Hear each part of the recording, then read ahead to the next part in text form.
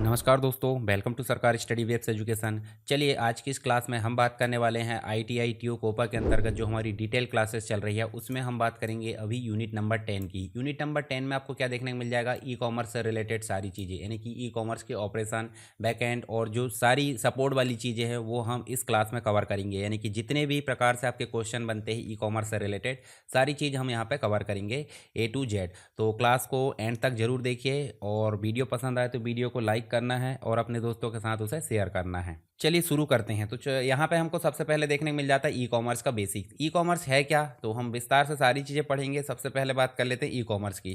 तो देखिए, कॉमर्स का मतलब हो जाता है व्यापार, या एक प्रकार से बोलें तो लेन देन, खरीद बिक्री हम बोल सकते हैं। परंतु वही खरीद बिक्री अगर बात हो जाती किसके माध्यम से, इलेक्ट्रॉनिक रूप से। इसका मतलब है कंप्यूटर और इंटरनेट का उपयोग करके जब हम किसी गुड्स और सर्विसेज को बेचते हैं और खरीदते हैं तो वो कहलाती है आपकी ई कॉमर्स। तो सीधे सीधे बोला जाए, इंटरनेट के माध्यम से वस्तु और सेवाओं को खरीदना और बेचना क्या आ जाता है, इलेक्ट्रॉनिक कॉमर्स, मतलब ई कॉमर्स, जिसके अंतर्गत ऑनलाइन खरीदी, ऑनलाइन बेचना, ऑनलाइन पेमेंट करना, ऑनलाइन जो ऑर्डर है उसको ट्रैक करना, ये सारी चीज़ें देखने को मिलती है।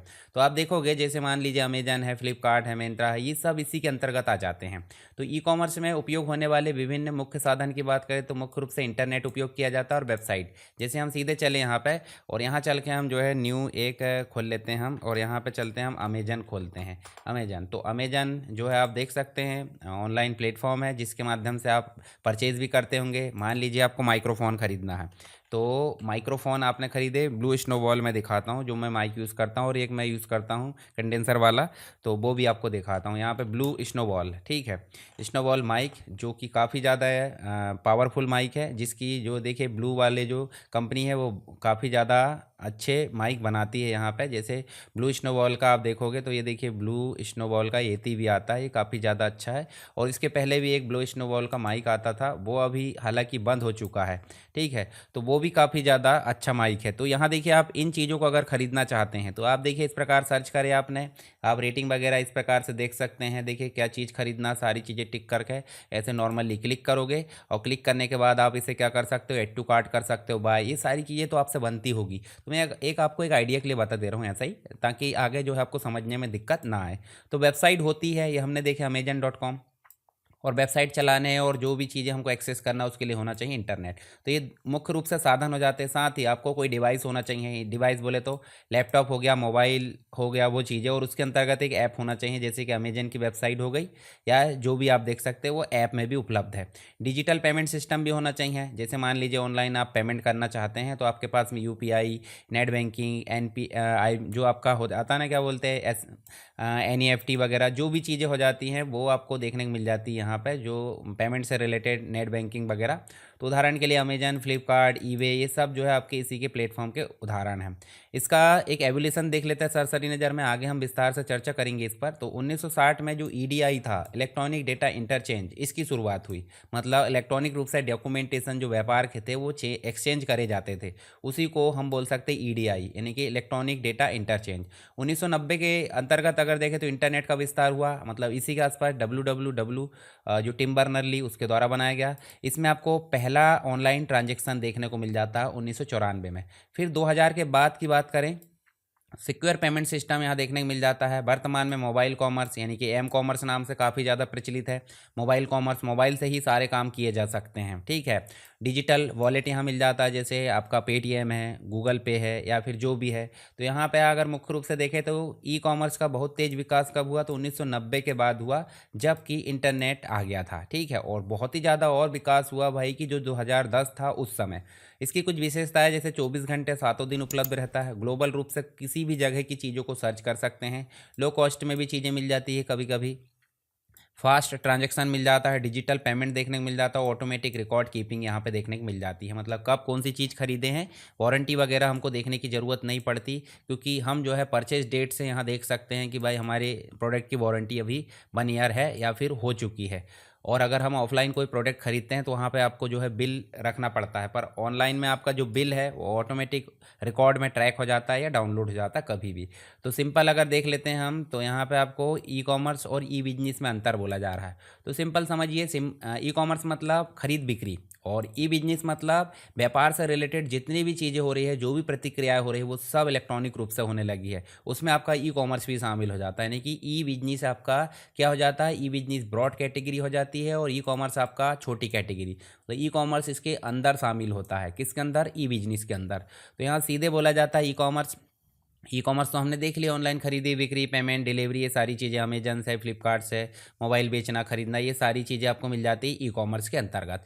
पर ई बिजनेस की अगर बात करें तो ई बिजनेस जो है पूरे बिजनेस को इंटरनेट और डिजिटल तकनीक के माध्यम से चलाना। सीधे सीधे बोला जाए तो ऑनलाइन मार्केटिंग हो जाती है, कस्टमर सपोर्ट मिल जाता है, CRM बोल देते हैं, customer relationship management, inventory management हो जाता है, ह्यूमन रिसोर्स मैनेजमेंट, HRM जिसे बोल देते हैं, अकाउंटिंग सिस्टम, ये सब ऑनलाइन हो जाता है, CRM जैसे कि मैंने बताया, कस्टमर रिलेशनशिप मैनेजमेंट, ये सारी चीज़ें ऑनलाइन ले ली जाती है, तो वो सब कहलाती है इलेक्ट्रॉनिक बिजनेस। ठीक है। अब यहाँ मुख्य रूप से देखें तो ई बिजनेस जो है ई कॉमर्स से बड़ा होता है, यानी कि ब्रॉड कॉन्सेप्ट हो जाता है। तो ई कॉमर्स जो है ई बिजनेस का एक पार्ट माना जाता है, ध्यान रखिएगा इस चीज़ों को।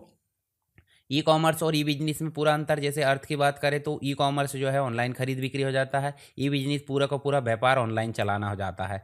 और अगर एरिया की बात करें तो ई कॉमर्स जो है थोड़ा सा नैरो यानी कि सीमित है और ई बिजनेस आपका व्यापक है। मुख्य कार्य की बात करें तो बाइंग और सेलिंग काम करना क्या है, ई कॉमर्स है। और ई बिजनेस मतलब मार्केटिंग, ह्यूमन रिसोर्स, HR है, CRM है, सप्लाई चेन मैनेजमेंट, ये सब ई बिजनेस की कैटेगरी में आ जाते हैं। उसके बाद आप देखोगे यहाँ पे तो आपको ई कॉमर्स में इंटरनेट ज़रूरी है, ठीक है।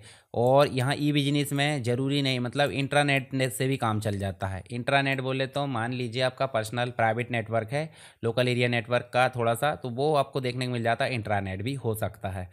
ई कॉमर्स के अंतर्गत ई बिजनेस का एक भाग मिल जाता है ये, और ये जो ई बिजनेस है ये बड़ा कॉन्सेप्ट मिल जाता है, तो इनको ध्यान रखिए, इनको देख सकते हैं आप। जैसे ई कॉमर्स ई बिजनेस का एक भाग है, ई बिजनेस का क्षेत्र काफ़ी व्यापक है। ई कॉमर्स केवल लेन देन करता है, ट्रांजैक्शन। ई बिजनेस में आप देखोगे इंटरनेट प्रोसेस भी इसमें शामिल है, इंटरनल जितनी भी व्यापार की प्रोसेस है। ई कॉमर्स के बिना ई बिजनेस संभव नहीं है, मतलब इंटरनल सिस्टम के माध्यम से। तो सिंपल बोला जाए तो ई कॉमर्स केवल खरीद बिक्री, और ई बिजनेस मतलब पूरा का पूरा व्यापार, ऑनलाइन गतिविधि वहाँ संभालना। तो और क्वेश्चन कैसे पूछे जा सकते हैं, केवल खरीद बिक्री मतलब ई कॉमर्स, पूरा व्यावसायिक प्रक्रिया मतलब ई बिजनेस। और बड़ा कौन है तो ई बिजनेस बड़ा है, ई कॉमर्स है। चलिए आगे देख लेते हैं एवोल्यूशन, जो हमने ऑलरेडी अभी थोड़ा सा देखे थे ओवरव्यू। तो ई कॉमर्स की हिस्ट्री की बात करें तो सबसे प्रारंभिक चरण देखते हैं 1960 से 80 के दशक में। तो 60 से 80 के दशक में EDI यहाँ डेवलप हुआ, मतलब इलेक्ट्रॉनिक डेटा इंटरचेंज की शुरुआत हुई। बड़ी कंपनियां आपस में इलेक्ट्रॉनिक डॉक्यूमेंट, जो कि इनवॉइस थे, परचेस ऑर्डर था, ये सारी चीज़ें एक्सचेंज करने लगी। और यह इंटरनेट आधारित नहीं था, ठीक है। EDI क्या था, इंटरनेट आधारित नहीं था, मुख्य रूप से व्यापार टू व्यापार यानी कि B2B यहाँ पे देखने को मिल जाता था। ई कॉमर्स की शुरुआत EDI से मानी जाती है। पर यहाँ पे इंटरनेट का आगमन हुआ 1990 के 95 में, मतलब 90 में तो बना था पर पब्लिकली यहाँ पे बाद में इसको लॉन्च किया गया था। तो यहाँ देखिए 1990 में वर्ल्ड वाइड वेब में, मतलब WWW का विकास हुआ।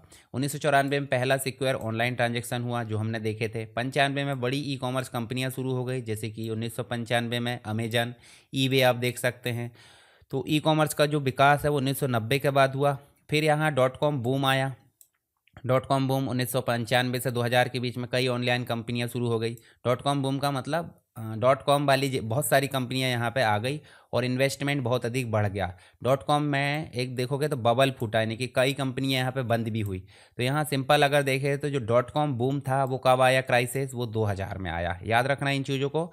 सिक्योर और पेमेंट एक्सपेंशन फेज़ की अगर बात करें तो 2000 से 2010 के आसपास में सिक्योर पेमेंट गेटवे यहाँ पे विकसित हो गए, जिसके माध्यम से हम मतलब सुरक्षित रूप से पेमेंट कर सकते थे, जिसमें आपको SSL देखने को मिला। बोले तो सिक्योर सॉकेट लेयर, जो पुरानी टेक्निक थी जिस सिक्योरिटी के लिए काम करती थी HTTP में, और नया जो टेक्नोलॉजी आ गई हुई TLS, ट्रांसपोर्ट लेवल सिक्योरिटी। तो सुरक्षा प्रोटोकॉल यहाँ पे काफ़ी ज़्यादा होने लगा। ऑनलाइन बैंकिंग है, क्रेडिट कार्ड है, ये सारी चीज़ें काफ़ी लोकप्रिय हो गई और भारत में भी ई कॉमर्स धीरे धीरे बढ़ने लगा।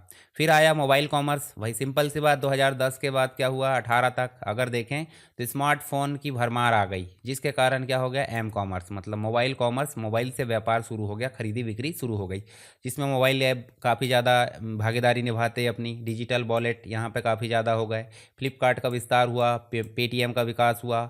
इसके बाद मोबाइल पर आधारित बोले तो एम कॉमर्स बोला जाता है। फिर उसके बाद आप देखोगे 2016 से अभी तक की बात करें तो यहाँ पे डिजिटल रेवोल्यूशन बोल सकते हैं, यूपीआई रेवोल्यूशन। भारत में 2016 के बाद डिजिटल पेमेंट में तेजी आई।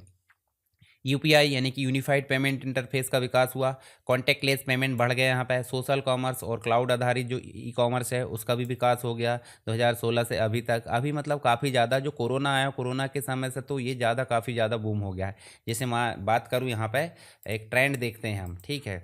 मतलब हम जो है एक प्रकार से ई कॉमर्स का हम ग्राफ अगर देखें तो ई कॉमर्स का ग्राफ देखते हैं ईयर वाइज, ठीक है। इस प्रकार से हम यहाँ देखें तो देखिए ग्राफ आपको देखने को मिल जा रहा है। ईयर वाइज हम देख लेते हैं यहाँ पे उदाहरण के लिए ईयर वाइज।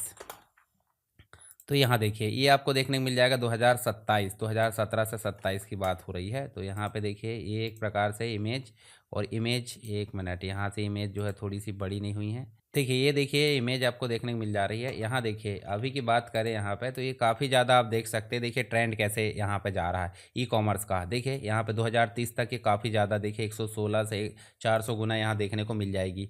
और ऐसे ही अगर देखें तो हम जो है ग्राफ ऐसे नॉर्मली सर्च करें तो आपको ग्राफ देखने को मिल जाएगा। जैसे कोरोना के समय की बात कर लेते हैं, ठीक है। कोरोना के समय की अगर बात कर लेते हैं, यहाँ पे ये इमेज है, इसको हम सेव करके और यहाँ ओपन करके देखते हैं। तो आप ध्यान से देखिए, यहाँ देखिए धीरे धीरे चल रहा था ई कॉमर्स का जो है। देखिए 2009 में जो है देखिए 5-6% इस प्रकार, और सीधे सीधे 2019-20 की बात करें 33%, यानी कि सीधे सीधे यहाँ बूम आया है। तो ये बूम कब आया? कोरोना ने भी काफ़ी ज़्यादा हेल्प की है ई कॉमर्स को मतलब बढ़ाने में। तो ई कॉमर्स के विकास के चरण बोले तो यहाँ पे फर्स्ट स्टेज में आपको ईडीआई मिल जाता है। उसके बाद सेकंड में आपको बेसिक ऑनलाइन प्रेजेंस मिल जाती है। थर्ड में आपको मिल जाता है ट्रांजैक्शन, ठीक है। उसके बाद आपको मिल जाता है इंटीग्रेटेड सिस्टम। उसके बाद मिल जाता है मोबाइल सोशल कॉमर्स। उसके बाद ये सारी टाइमलाइन है। तो सबसे पहले देखिए ईडीआई यानी कि पेपरलेस बिजनेस था। दूसरे में वेबसाइट बनाना, प्रोडक्ट इन्फॉर्मेशन दिखाने, चीज़ें हो गई। ऑनलाइन ट्रांजैक्शन जिसके अंतर्गत शॉपिंग कार्ट है, ऑनलाइन पेमेंट है, सिक्योर चेकआउट, ये सब मिल जाता है। शॉपिंग कार्ट क्या होता है तो आपको देखने को मिल जाएगा, जैसे यहाँ ये है। और इसको अगर हम ऐड टू कार्ट कर लेते हैं तो देखिए ऐड टू कार्ट करोगे तो यहाँ पे आपको जो है मुख्य रूप से जो प्रोडक्ट है आपका कहाँ चला गया, ऐड टू कार्ट मतलब कार्ट में चला गया। और यहीं से हम जो है मल्टीपल आइटम को क्या कर सकते हैं, यहाँ पे इसको प्रोसीड करके पेमेंट कर सकते हैं। पर इसके लिए लॉगिन होना भी ज़रूरी है, पर ये वर्चुअल रूप से दे रहा है। फिर इंटीग्रेटेड सिस्टम जिसे सीआरएम है, कस्टमर रिलेशनशिप मैनेजमेंट। जैसे कोई प्रोडक्ट में क्वेरीज वगैरह है तो आप सीधे कॉल कर सकते हो, जिसमें आपकी सारी हेल्प की जाएगी ऑनलाइन रूप से। ईआरपी है जो एंटरप्राइज लेवल के जो सिस्टम होते हैं, इन्वेंट्री ट्रैकिंग है, ये सारी चीज़ें मिल जाती है। मोबाइल और सोशल कॉमर्स बोले तो यहाँ मोबाइल ऐप मिल जाते हैं जितने भी हमने देखे। सोशल मीडिया शॉपिंग मिल जाती है। सोशल मीडिया बोले तो जितनी भी सोशल मीडिया है, फेसबुक है, इंस्टाग्राम, इनमें भी आप देखोगे तो आपको शॉपिंग मिल जाती है। जैसे उदाहरण के लिए हम चलते हैं यहीं पर और यहाँ पे हम सर्च कर लेते हैं क्या, फेसबुक का मार्केट प्लेस। मतलब फेसबुक के अंतर्गत चलते हैं और यहाँ गूगल में चल के हम लिख देते हैं फेसबुक मार्केट प्लेस, ठीक है। इस प्रकार से अगर देखें तो फेसबुक का मार्केट प्लेस भी यहाँ पे आपको देखने को मिल जाएगा। देखिए इसके थ्रू भी आप क्या कर सकते हैं, चीज़ों को खरीद सकते हैं। नई चीज़ें, पुरानी चीज़ें सब मिल जाती है, ठीक है। तो ये भी एक प्रकार से सोशल कॉमर्स हम बोल सकते हैं, सोशल मीडिया कॉमर्स या सोशल मीडिया शॉपिंग बोल सकते हैं। क्लाउड का इंफ्रास्ट्रक्चर मिल जाता है बोले तो आपके जो भी डेटा है वो अलग अलग स्टोरेज एरिया पर लगे, अलग अलग सर्वर पर रखे हैं और आप सीधे उसको एक बार क्लिक करें तो सभी जगह से चीज़ें जल्दी जल्दी आ जाती है। तो एक टाइमलाइन है। 60 में ईडीआई बना, 90 में इंटरनेट बना मतलब विकास हुआ, 94 में पहला ट्रांजैक्शन, 95 में आपका अमेजन ई वे आ गया, 2000 में डॉट कॉम क्रैश हो गया, 2010 में एम कॉमर्स शुरू हो गया, 2016 से लेकर अभी तक यूपीआई और डिजिटल पेमेंट का विस्तार देखने को मिल जाता है। तो ई कॉमर्स की शुरुआत ईडीआई से हुई। 1994 में पहला ट्रांजैक्शन, 1995 में अमेजन शुरू हुआ, 2000 में डॉट कॉम बूम आया या बबल फूटा, स्मार्टफोन ने एम कॉमर्स को बढ़ा दिया और यूपीआई ने भारत में डिजिटल पेमेंट को तेज कर दिया। चलिए नेक्स्ट टॉपिक हम देख सकते हैं फ़ायदे और नुकसान। मतलब ट्रेडिशनल रूप से बिजनेस पर इसका क्या फ़ायदा और क्या नुकसान होता है ई कॉमर्स का, वो हम देख लेते हैं। तो पहले देख लीजिए यहाँ पे ई कॉमर्स के लाभ। मतलब 24 घंटे सातों दिन उपलब्ध रहता है, दुकान की तरह समय सीमा नहीं रहती, ग्राहक कभी भी खरीदारी कर सकता है मुख्य रूप से। और ग्लोबल मार्केट की बात करें तो लोकल दुकान केवल स्थानीय ग्राहकों तक सीमित है, पर ई कॉमर्स विश्व भर में बिक्री संभव हो जाती है। तो ऑनलाइन बिजनेस मतलब ग्लोबल रीच आप बोल सकते हैं, ग्लोबल रूप से पहुँच यहाँ पर देखने को मिल जाती है। कम लागत मतलब लो कॉस्ट, दुकान किराया नहीं होता, कम स्टाफ की ज़रूरत हो जाती है, बिजली मेंटेनेंस कम हो जाता है और ट्रेडिशनल बिजनेस में फिक्स्ड कॉस्ट ज़्यादा होती है, ठीक है। इसके बाद समय की बचत, घर बैठे खरीदारी कर सकते हैं। प्राइस कंपैरिजन आसान हो जाता है, कौन सी चीज़ कहाँ कम मिल रही है, ज़्यादा मिल रही है। फास्ट पेमेंट सिस्टम मिल जाता है। और बेहतर रिकॉर्ड मैनेजमेंट, मतलब automatic billing, digital invoice, sales report यहाँ आसानी से मिल जाती है। उसके बाद मार्केटिंग आसान हो जाती है, मतलब सोशल मीडिया ऐड देखने को मिल जाते हैं। ईमेल मार्केटिंग है। सर्च इंजन ऑप्टिमाइजेशन मिल जाता है। डिजिटल मार्केटिंग से कम खर्च में अधिक ग्राहक यहाँ देखने को मिल जाते हैं। उसके बाद है ई कॉमर्स के कुछ नुकसान देख लेते हैं, ये भी काफ़ी ज़्यादा ज़रूरी है, एग्जाम में पूछे जाते हैं। यहाँ पर प्रोडक्ट को छूकर नहीं देख सकते, मतलब क्वालिटी का अंदाज़ा लगाना पॉसिबल नहीं है, जिससे क्या हो जाता है, रिटर्न और रिप्लेसमेंट की प्रॉब्लम हो जाती है। साइबर क्राइम का खतरा हो जाता है, जैसे फिशिंग है, नकली वेबसाइट, नकली ऐप और नकली ईमेल के माध्यम से किसी की पर्सनल जानकारी को चुरा लेना फिशिंग कहलाता है। हैकिंग हो जाती है, अनऑथराइज तरीके से किसी की जानकारी को चुराना या किसी के कंप्यूटर को नुकसान पहुंचाना। ऑनलाइन फ्रॉड हो जाते हैं, आज की डेट में ओटीपी के द्वारा फ्रॉड हो जाते हैं कई लोगों के बैंक अकाउंट से। ठीक है, तो ऑनलाइन फ्रॉड जो है एक प्रकार से ई कॉमर्स की एक प्रकार से कमी माना जाता है। डिलीवरी डिले भी हो जाता है, मतलब शिपिंग में काफ़ी समय लगता है, लॉजिस्टिक समस्या आ जाती है, जहाँ पहुँच ट्रांसपोर्ट कम रहता है वहाँ पे चीज़ें बहुत लेट पहुँचती है, इससे भी काफ़ी ज़्यादा इरिटेशन हो जाता है। कुछ लोगों की आदत रहती है कि मतलब इतना ट्रैक कर कर के देखेंगे सारी चीज़ों को और खूब कॉल करेंगे कस्टमर केयर को, तो ये भी दिक्कत मिल जाती है। इंटरनेट पर निर्भरता, नेटवर्क ना हो तो व्यापार यहाँ पर ठप हो जाएगा। कंपटीशन, ग्लोबल मार्केट में प्रतिस्पर्धा अधिक और प्राइस वॉर देखने को मिल जाता है। तो सिंपल है, ट्रेडिशनल बिजनेस पर प्रभाव की बात करें तो पॉजिटिव देख लेते हैं और नेगेटिव। तो पॉजिटिव क्या होता है, ट्रेडिशनल दुकानदार भी ऑनलाइन आ गए हैं। हाइब्रिड मॉडल, मतलब ऑफलाइन और ऑनलाइन दोनों शुरू हो गया है। कैशलेस पेमेंट बढ़ चुका है। उसके बाद रिटेल शॉप भी अब जो है ऑनलाइन ऑर्डर ले लेती है। नकारात्मक प्रभाव की बात करें तो यहाँ पे छोटी दुकानों की बिक्री कम हो गई है। मॉल और लोकल मार्केट में ग्राहक काफ़ी जो है घट चुके हैं, मतलब लोकल मार्केट में ग्राहकों की संख्या घट चुकी है। प्राइस कंपटीशन यहाँ बढ़ चुका है इसलिए। नेक्स्ट है, यहाँ पे अगर देखोगे कंपैरिजन, तो ट्रेडिशनल और ई कॉमर्स दोनों में आप अंतर देख सकते हैं, जो कि पीछे हमने बात की है। जैसे समय की बात करें, निश्चित समय में यहाँ काम हो जाता है, और ई कॉमर्स जो है निश्चित समय बोले तो दिन भर में ही खरीदी कर सकते हैं, यहाँ पर 24 घंटे 7 दिन उपलब्ध रहता है। उसके बाद क्षेत्र, ये लोकल स्तर पर काम कर लेता है और ई कॉमर्स ग्लोबल स्तर पर काम कर लेता है। ट्रेडिशनल बिजनेस अधिक यहाँ पे लागत देखने को मिल जाती है, ई कॉमर्स में कम लागत मिल जाती है। ट्रेडिशनल बिजनेस में कैश आधारित होते हैं और ये ई कॉमर्स डिजिटल आधारित होते हैं। फिर ट्रेडिशनल में आप देखोगे फेस टू फेस देखने को मिल जाता है, ग्राहकों से संपर्क, और यहाँ पे ई कॉमर्स में वर्चुअल रूप से मिल जाता है। कुछ इंपॉर्टेंट चीज़ें आप देख लेना यहाँ पे, जो हमने अंतर पढ़े वही। तो यहाँ पे बात हो रही है अब किसकी, एम कॉमर्स की। एम कॉमर्स का मतलब हो जाता है मोबाइल कॉमर्स, और इसकी जो ग्रोथ है या फिर इसका मतलब वृद्धि है वो कैसे हुई, तो एम कॉमर्स जिसका मतलब मोबाइल कॉमर्स हो जाता है, मतलब मोबाइल फ़ोन या स्मार्टफोन के माध्यम से ऑनलाइन खरीदी बिक्री करना। तो जैसे ऑनलाइन ऐप देखेंगे, जैसे यहाँ चल के हम सीधे चल लेते हैं और यहाँ चल के हम क्या करेंगे, मतलब ऑनलाइन शॉपिंग ऐप्स। ठीक है, ऐसे हम एंटर करेंगे तो यहाँ आपको जो है 17 प्रकार के ऐप आ जाएंगे, जिसके माध्यम से आप क्या कर सकते हैं, ऑनलाइन शॉपिंग कर सकते हैं। इमेज में चल के देख लेते हैं। इमेज में चलोगे, देखिए यहाँ पर ढेर भर के ऐप आ जाते हैं। जैसे यहाँ चलेंगे तो यहाँ देखिए आपको ढेर भर के ऐप दिख रहा है, अमेजन, फ्लिपकार्ट, ईबे, मिंत्रा है। देखिए यहाँ पर आपको OLX है, जो कि कस्टमर टू कस्टमर देखने को मिल जाता है, यहाँ पर भी देख सकते हैं। तो ये ऐप जो है एक प्रकार से अगर देखें तो ये ऐप को मोबाइल में ही चला सकते हैं, और इन्हीं के माध्यम से जो कॉमर्स है वो कहलाता है मोबाइल कॉमर्स। तो मोबाइल कॉमर्स ई कॉमर्स का ही एक भाग है, जिसमें मोबाइल ऐप्स, मोबाइल के ब्राउज़र, डिजिटल पेमेंट UPI के माध्यम से, QR कोड से पेमेंट, ये सारी चीज़ें देखने को मिल जाती है। तो देखिए, mobile banking, mobile shopping, mobile payment, mobile advertisement, marketing, mobile entertainment, mobile ticketing, सभी चीज़ें एम कॉमर्स के ही पार्ट माने जाते हैं। कुछ विशेषताएं देख लेते हैं, जैसे एनी टाइम एनीवेयर शॉपिंग कर सकते हैं हम इसकी सहायता से। ऐप आधारित खरीदारी है, फास्ट चेकआउट सिस्टम मिल जाता है, ऑनलाइन क्लिक पेमेंट यहाँ पे देखने को मिलता है, और लोकेशन बेस्ड सर्विस यहाँ देखने को मिलती है। ठीक है, लोकेशन बेस्ड का मतलब अब जो है मुख्य रूप से लोकेशन पे चीज़ें देखने को मिल जाती है, मतलब जगह पे पहुंच हो जाती है। एम कॉमर्स के उदाहरण की बात करें तो अमेजन ऐप से खरीदारी, फ्लिपकार्ट ऐप से आप देख सकते हैं, पेटीएम से भुगतान कर सकते हैं, गूगल पे या UPI से आप पेमेंट कर सकते हैं। इसके कुछ प्रकार है, जैसे mobile banking, mobile shopping, mobile से टिकट बुक करना, मोबाइल रिचार्ज, बिल पेमेंट, और मोबाइल वॉलेट का उपयोग कर लेना। सब किसके उदाहरण हैं, एम कॉमर्स के, मोबाइल कॉमर्स के। मोबाइल कॉमर्स का विकास क्यों तेज़ी से हुआ भाई, तो स्मार्टफोन की भरमार हो गई, 4G और 5G का जो मतलब इंटरनेट है वो सभी के पास उपलब्ध आज की डेट में। यूपीआई सिस्टम का विकास हो गया है। डिजिटल इंडिया अभियान यहाँ देखने को मिल जाता है। ऐप आधारित सेवाएं देखने को मिलती, इस कारण जो आपका एम कॉमर्स है उसका विकास तेज़ी से हो गया है। फिर उसके बाद एम कॉमर्स के लाभ की बात करें तो बहुत तेज़ ट्रांजेक्शन यहाँ मिल जाता है। कैशलेस पेमेंट है। पोर्टेबिलिटी, यानी कि दुकान को जेब में रख के घूम रहे हैं आज की डेट में आप, कितना बड़ा जिगरा है आपका, देखिए ना। कोई भी ऑनलाइन आप शॉपिंग करोगे तो दुकान को तो जेब में रख के घूम रहा है ना। पर्सनलाइज ऑफ़र यहाँ देखने को मिल जाते हैं, ठीक है। जैसे प्लस कस्टमर को अलग ऑफ़र, या नॉर्मल जो नॉर्मल यूज़र उसको अलग आपको ऑफ़र देखने को मिल जाते हैं। इसकी कुछ लिमिटेशंस हैं, जैसे नेटवर्क की प्रॉब्लम हो गई तो दिक्कत हो सकती है। मोबाइल सिक्योरिटी रिस्क यहाँ देखने को मिल जाती है। स्मॉल स्क्रीन लिमिटेशंस हो जाती हैं। डेटा प्राइवेसी कंसर्न यहाँ देखने को मिलता है। चलिए दोनों में अंतर देख लेते हैं। ई कॉमर्स बोले तो कंप्यूटर प्लस मोबाइल दोनों ई कॉमर्स में आ जाते हैं। ओनली मोबाइल मतलब एम कॉमर्स। प्लेटफॉर्म वेबसाइट आप देखोगे तो ई कॉमर्स आ जाता है, और अगर ऐप और मीडिया मोबाइल ब्राउज़र देखोगे तो एम कॉमर्स आ जाते हैं। सुविधा सामान्य रूप से होती है, परंतु एम कॉमर्स में जो है आपकी अधिक तेज और पोर्टेबल होती है, क्योंकि जेब में दुकान रख के घूम रहे हैं आप।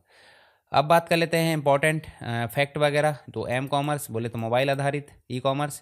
स्मार्टफोन ने एम कॉमर्स को बढ़ावा दिया है। यूपीआई और डिजिटल पेमेंट जो वॉलेट है उसने भी एम कॉमर्स को बढ़ावा दिया और उसी का एक भाग है। एम कॉमर्स में लोकेशन बेस्ड सर्विस संभव है। एम कॉमर्स 24 घंटे सातों दिन कहीं पे भी आप उपलब्ध रख सकते हैं। चलिए अगला देखते हैं हम। सेकंड चैप्टर, ई कॉमर्स के कुछ मॉडल होते हैं, मतलब खरीदी बिक्री किस किस के माध्यम से की जाती, किस किस के मध्य की जाती है, उनको हम अलग अलग मॉडल में रख सकते हैं। जैसे मान लीजिए यहाँ B2B की बात कर लेते हैं, तो B2B मतलब बिजनेस टू बिजनेस, और बिजनेस टू बिजनेस का मतलब होल सेलर जब सप्लाई करता है रिटेलर को, तो इसको हम रख देते हैं किसके अंतर्गत, B2B के अंतर्गत रख देते हैं। ठीक है, ये चीज़ आपको देखने को मिल जाती है। इसके अलावा आप देखोगे तो देखो B2B मतलब बिजनेस टू बिजनेस, जब एक बिजनेस कंपनी दूसरी बिजनेस कंपनी को सामान या सेवाओं को बेचती है उसे हम बोल देते हैं B2B।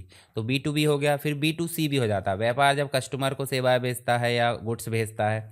बिजनेस टू गवर्नमेंट, जो कोई व्यापार है अगर गवर्नमेंट को कोई चीज़ें सप्लाई कर रहा है, कुछ भी चीज़ें, तो वो एक प्रकार से बिजनेस टू गवर्नमेंट के अंतर्गत आ जाता है। हालांकि ये ज़्यादा वो नहीं रहता, परंतु फिर भी ठीक है। फिर कस्टमर टू कंज्यूमर बोले तो OLX वगैरह आप देख सकते हैं। कस्टमर टू बिजनेस भी देख सकते हैं, फ्रीलांसिंग सेवाएं। कस्टमर टू गवर्नमेंट भी देख सकते हैं, ये आपको देखने को मिल जाता है types of e commerce.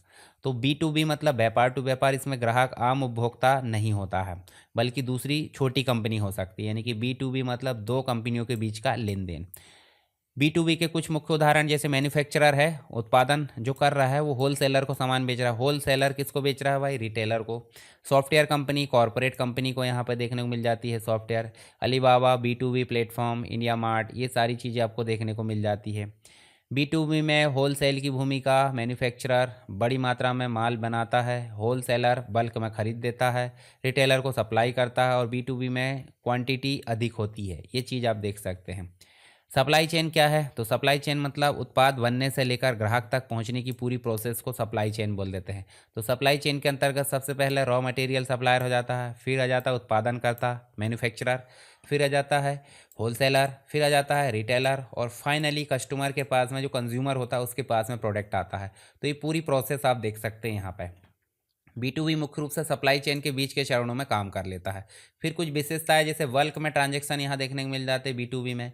Long term contract हो जाता है, और नेगोशिएट जो प्राइसिंग है वो देखने को मिल जाती है, यानी कि कम ज़्यादा भाव यहाँ पे देखने को मिलते हैं। मतलब ठहरा सकते हैं हम। इनवॉइस आधारित भुगतान भी होता है। प्रोफेशनल रिलेशनशिप देखने को मिलती है। B2B के कुछ लाभ है, जैसे बड़ी मात्रा में बिक्री, स्थायी ग्राहक रेगुलर बायर्स आपको मिल जाते हैं, कम मार्केटिंग खर्च आपको मिल जाते हैं, सप्लाई चेन मजबूत हो जाती है। उसके बाद B2B की कुछ लिमिटेशंस है, जैसे कि निर्णय प्रक्रिया धीमी हो जाती है, डॉक्यूमेंटेशन यहाँ पे अधिक देखने को मिल जाता है, पेमेंट साइकिल यहाँ पे लंबा हो जाता है। अब यहाँ पे अंतर देख लेते हैं, जैसे B2B और B2C। तो B2C तो पढ़ेंगे हम विस्तार से अभी, पर B2B कंपनी वाला है, ग्राहक यहाँ कंपनी होती है, और यहाँ पे आम उपभोक्ता होता है B2C में। खरीदी बिक्री की बात करें, मात्रा की बात करें, तो बल्क में खरीद बिक्री हो जाती है कहाँ पे, B2B में, और यहाँ पे थोड़ी मात्रा में होती है B2C में। लॉन्ग टर्म कॉन्ट्रैक्ट रहता है यहाँ पे, और ग्राहक तो भाई आज यहाँ से ले लिए कल वहाँ से ले लिए, तो शॉर्ट टर्म रहता है।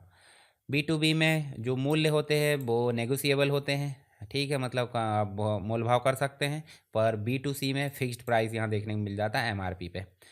तो B2B मतलब बिजनेस टू बिजनेस, B2B में बल्क ट्रांजैक्शन होते हैं, B2B सप्लाई चेन का एक हिस्सा माना जाता है, B2B जो है ग्राहक कंपनी होती है, और इंडिया मार्ट एक जो है B2B प्लेटफॉर्म के रूप में जानी जाती है। जैसे उदाहरण के लिए हम चलते हैं फिर से कहाँ पे, यहाँ चलते हैं और यहाँ चल के हम जो है क्या करते हैं, इंडिया मार्ट को सर्च कर लेते हैं। जैसे यहाँ चलें और हम कोई भी प्रोडक्ट को इंडिया मार्ट में, मतलब इंडिया मार्ट, और हम कर लेते हैं लैपटॉप।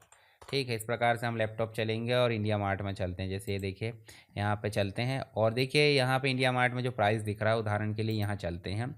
ये देखिए यहाँ चले और यहाँ देखिए 48,000 रुपये दिख रहा है। ठीक है, तो ये एक प्रकार से एक लैपटॉप का नहीं है, ये बल्क में ख़रीदोगे तब मिलेगा। जैसे उदाहरण के लिए एक 20 है या फिर जो भी चीज़ है, उदाहरण के लिए हम यहाँ पे क्या कर लेते हैं, कीबोर्ड ख़रीदना चाह रहा है। ठीक है, डेल कीबोर्ड ख़रीद लेते हैं या HP कीबोर्ड ख़रीद लेते हैं या जेब्रॉनिक का, जैसा भी आपको लगता है वैसा आप ख़रीद सकते हैं।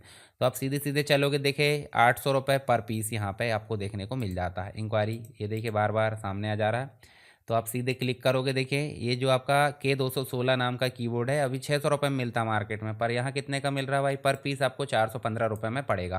परंतु किसको, जो रिटेलर ग्राहक है, मतलब यहाँ से आप जो है खरीद के और बेच सकते हो। तो इस प्रकार से आपको क्या देखने को मिल जाता है, एक प्रकार से कंपनी के बीच में यहाँ पे काम हो रहा है, B2B हो रहा है। तो ये कहलाता है एक प्रकार से B2B प्लेटफॉर्म। नेक्स्ट आपको मिल जाता है नेक्स्ट B2C, बोले तो बिजनेस टू कस्टमर, जिसमें आपको रिटेल जो है जैसे अमेजन फ्लिपकार्ट देखने को मिल जाता है, जो कि कस्टमर से डील करते हैं। तो यहाँ बिजनेस टू कंज्यूमर का अर्थ मुख्य रूप से यहाँ देखने को मिल जाता है B2C, जब कोई कंपनी सीधे अंतिम उपभोक्ता, बोले तो फाइनल कस्टमर को सामान या सेवा को बेचती है, तो इसमें ग्राहक आम व्यक्ति होता है।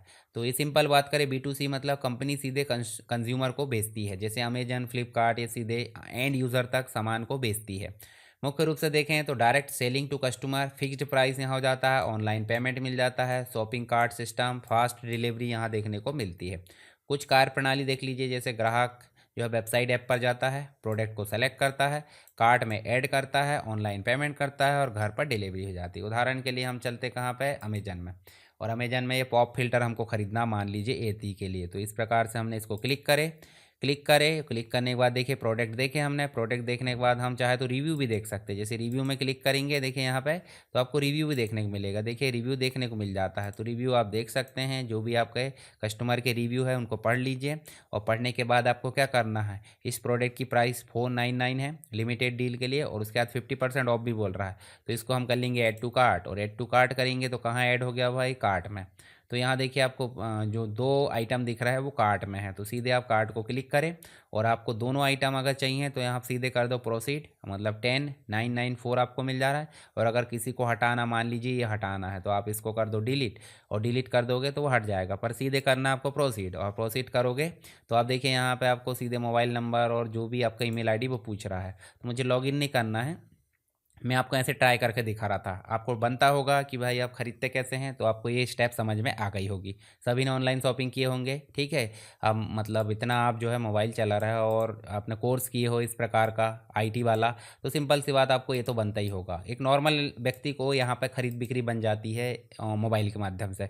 तो B2C के कुछ प्रकार है, जैसे प्रोडक्ट बेस्ड, जैसे क्लॉथ्स वगैरह है, मोबाइल है, सर्विस बेस्ड बोले तो ऑनलाइन कोर्स वगैरह आप ख़रीदते हैं, OTT सब्सक्रिप्शन लेते हैं मूवी वगैरह देखने के लिए, ठीक है।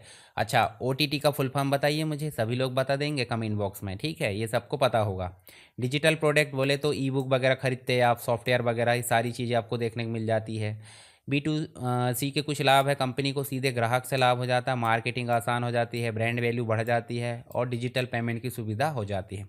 अब बात कर लेते हैं कमियाँ की। तो देखिए B2C में आपको मिल जाता है हाई कंपटीशन, रिटर्न और रिफंड पॉलिसी यहाँ मिल जाती है, कस्टमर सेटिस्फेक्शन जरूरी यहाँ देखने को मिल जाता है, ठीक है। तो ये चीज़ें जैसे रिटर्न और रिफंड पॉलिसी के अंतर्गत कभी कभी कंडीशन लगा देता है कि भाई ऐसी कंडीशन में रिटर्न नहीं होंगी या रिफंड नहीं होगा, तो ये भी कुछ कमियाँ देखने को मिल जाती है किसमें, B2C में। तो B2C और B2B में हमने अंतर तो पहले भी देख लिए थे, आप इसको देख लेना एक बार। नेक्स्ट जो देखने वाले हैं हम C2C, मतलब कंज्यूमर टू कंज्यूमर, ग्राहक से ग्राहक तक का जो होता है, जिसमें क्लासिफाइड के रूप में OLX और eBay देख सकते हैं। तो OLX के माध्यम से भी आप देखोगे, जैसे उदाहरण के लिए हम यहाँ चलते हैं और हम टाइप कर लेते हैं OLX।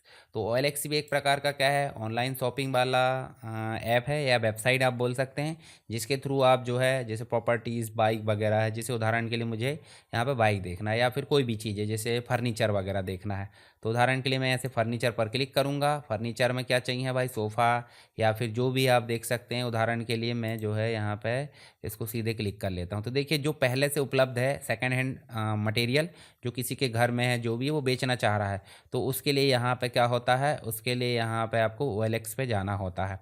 जैसे मान लीजिए देखिए 9500 में आपको देखने मिलेगा क्या, ये देखिए डबल स्टोरेज, डबल कोट जो भी है आप देख सकते हैं। तो इसको आप जो है यहाँ से सीधे चैट विद सेलर कर सकते हैं। 100 नंबर करोगे तो हर किसी का नंबर नहीं दिखता, सीधे चैट करोगे, चैट कर सकते हैं और वहाँ से फिर डील हो जाएगी। तो सीधे कस्टमर टू कस्टमर यहाँ डील हो जाती है OLX में। इसी प्रकार आप eBay देख सकते हैं। तो यहाँ पे आपको कस्टमर टू कस्टमर देखने को मिल जाता है, यानी कि जब एक उपभोक्ता किसी दूसरे उपभोक्ता को सामान या सेवाओं को बेचते हैं। इसमें कंपनी केवल प्लेटफॉर्म उपलब्ध कराती है, जैसे OLX है वो कंपनी ने प्लेटफॉर्म उपलब्ध करा दी, बाकी आप जो है कस्टमर से कस्टमर डील कर सकते हैं। इसके अलावा C2C बोले तो OLX eBay हो जाता है, जब कोई व्यक्ति अपनी पुरानी बाइक या मोबाइल OLX पर बेचता है तो यह कहलाता है C2C। चलिए नेक्स्ट देखिए, C2C की कुछ मुख्य विशेषताएं है। इंडिविजुअल टू इंडिविजुअल ट्रांजैक्शन यहाँ मिल जाते हैं। यूज्ड और सेकंड हैंड प्रोडक्ट यहाँ देखने को मिल जाते हैं। जैसे मैं बताऊँ तो यहाँ पे मैंने भी मार्केट प्लेस से क्या बेचा था, DSLR कैमरा बेचा था। मतलब कस्टमर टू कस्टमर चीज़ें देखने को मिल जाती है मार्केट प्लेस में भी और OLX में भी। प्लेटफॉर्म कमीशन ले सकता है थोड़ा बहुत। Direct contact between buyers and seller, मतलब कॉन्टैक्ट और जो बायर्स खरीदने वाला और बेचने वाला दोनों आपस में कॉन्टैक्ट कर सकते हैं डायरेक्टली। C2C की कुछ कार्यप्रणाली, जैसे सेलर जो है प्लेटफॉर्म यहाँ पे उपलब्ध कराता है प्रोडक्ट लिस्ट, बायर प्रोडक्ट को देखते हैं, बायर सेलर से कांटेक्ट करते हैं जैसे हमने देखे हैं, प्राइस को नेगोशिएट कर सकते हैं, बोले तो मोल भाव कर सकते हैं, और डील कंप्लीट डन। ठीक है, इस प्रकार की चीज़ें देखने को मिल जाती है। C2C के कुछ लाभ है, पुराने सामान बेचने का अवसर यहाँ मिल जाता है, कम कीमत में सामान खरीदना, एक्स्ट्रा इनकम का साधन यहाँ मिल जाता है, ईजी लिस्टिंग सिस्टम भी मिल जाता है। उसके बाद नेक्स्ट देखिए तो आपको मिलता है C2C की कुछ लिमिटेशंस, यानी कि कभी कभी फ्रॉड का खतरा भी हो जाता है, प्रोडक्ट ख़राब या जो भी चीज़ है उससे भी दिक्कत हो सकती है। प्रोडक्ट क्वांटिटी जो क्वालिटी है उसकी भी गारंटी नहीं रहती। रिटर्न पॉलिसी सीमित यहाँ पे होती है। और डायरेक्ट रिस्क बोले तो वायर और सेलर, ये भी दिक्कत मिल जाती है, मतलब मीडिएटर में कोई भी व्यक्ति नहीं है, तो इससे भी थोड़ी सी दिक्कत होने वाली रहती है।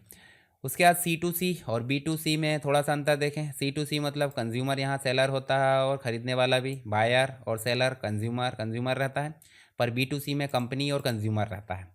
प्रोडक्ट की बात करें तो मोस्टली यूज्ड वाले कौन से कॉन्टैक्ट, मतलब एक प्रकार से यहाँ पे प्रोडक्ट होते हैं C2C के अंतर्गत, और B2C के अंतर्गत न्यू प्रोडक्ट होते हैं। C2C में नेगोशिएट कर सकते हैं प्राइस को, और यहाँ पे B2C में नेगोशिएट करने की कोई भी सुविधा नहीं होती। इंपॉर्टेंट वन लाइनर फैक्ट में देखें तो C2C बोले तो consumer to consumer, C2C company में केवल प्लेटफॉर्म देती है, और OLX C2C का मॉडल है, और C2C में यूज्ड गुड अधिक बिकते हैं। उसके बाद बायर और सेलर जो है C2C में सामान्य व्यक्ति होता है। फिर नेक्स्ट जो प्लेटफॉर्म है वो मिल जाता है आपको कौन सा, C2B, मतलब कंज्यूमर टू बिजनेस। जो B2C था उसका अपोजिट है, जिसके अंतर्गत फ्रीलांसिंग और आपका जो है क्राउड सोर्सिंग देखने को मिल जाता है। तो यहाँ पे आपको कंज्यूमर टू बिजनेस देखने को मिल जाता है जब कोई व्यक्ति अपनी सेवाओं को और प्रोडक्ट को किसी कंपनी को बेचता है। जैसे मान लीजिए मार्केट प्लेस के अंतर्गत देखोगे या जैसे भी अमेजन के अंतर्गत देखोगे, तो एक नॉर्मल जो व्यक्ति है उससे सामान खरीद के अमेजन किसी दूसरे को प्रोवाइड कराता है। और दूसरी चीज़, कंपनी को हम फ्रीलांसिंग सेवा दे सकते हैं, तो ये भी क्या कहलाता है, कंज्यूमर टू बिजनेस कहलाता है। इसमें कंपनी ग्राहक होती है और व्यक्ति सेवा प्रदाता होता है। C2B में कंज्यूमर जो बिजनेस है उसको सेवा देते हैं। C2B के कुछ मुख्य उदाहरण जैसे फ्रीलांसिंग है, ग्राफिक डिज़ाइन है, कंटेंट राइटिंग है, प्रोग्रामिंग है, ये सारी सुविधा देखने को मिल जाती है। फोटोग्राफी बेचकर कंपनी को देना, ठीक है। इसके अलावा आप देखोगे तो ऑनलाइन सर्वे में भाग लेकर कंपनी को फीडबैक देना। इसके अलावा अपवर्क आप देख सकते हैं, फाइवर है, ये सब जो है आपके फ्रीलांसिंग प्लेटफॉर्म है। तो फ्रीलांसिंग क्या है, जब कोई व्यक्ति स्वतंत्र रूप से सेल्फ एम्प्लॉयड काम करता है, वह अपनी स्किल कंपनियों को बेचता है, प्रोजेक्ट आधारित भुगतान मिलता है, तो एक प्रकार का क्या है, ये फ्रीलांसिंग है। एक डिज़ाइनर कंपनी के लिए लोगो बनाता है और पेमेंट लेता है, तो ये भी फ्रीलांसिंग के अंतर्गत आ जाता है। क्राउड सोर्सिंग जब कोई व्यक्ति या जो जब कोई कंपनी अपने काम के लिए आम लोगों से काम लेती है, सुझाव या काम लेती है, बड़ी संख्या से जो है आइडिया और सॉल्यूशन लिया जाता है, तो वो एक प्रकार का क्राउड सोर्सिंग कहलाता है। जैसे logo design competition, public voting यहाँ मिल जाता है, कंटेंट सबमिशन, ये सारी चीज़ें। C2B की कुछ विशेषता है, जैसे स्किल बेस्ड मॉडल हो जाता है, ऑनलाइन प्लेटफॉर्म का उपयोग, project based payment, flexible work मिल जाता है। C2B के कुछ लाभ है, जैसे व्यक्ति को इनकम का अवसर मिल जाता है, वर्क फ्रॉम होम है, स्किल का उपयोग, ग्लोबल क्लाइंट मिल सकते हैं। फिर C2B की कुछ लिमिटेशन, जैसे इनकम निश्चित नहीं है, मतलब कभी मिल गए कभी नहीं मिले, ऐसे कभी कभी बेरोजगारी पड़ी रहती है। कंपटीशन अधिक है, बहुत सारे लोगों को यहाँ स्किल आती है, तो कम कीमत में दूसरा व्यक्ति काम कर लेगा, तो इससे कंपटीशन बढ़ जाता है। क्लाइंट पेमेंट डिले हो जाता है, और रेटिंग और रिव्यू पर निर्भरता होती है। मान लीजिए आपके काम के ऊपर किसी ने रिव्यू नहीं दिया, तो आपको काम मिलने में थोड़ी सी कठिनाई हो सकती है। तो आप अंतर देख लेना इनमें, जो हमने पहले देखे वही है। फिर G2C या G2B देखने को मिल जाता है, मतलब government related e governance services. G2C मतलब गवर्नमेंट टू सिटीजन, जब सरकार सीधे नागरिकों को ऑनलाइन सेवाएं प्रदान करती है, ई गवर्नेंस का महत्वपूर्ण भाग माना जाता है ये।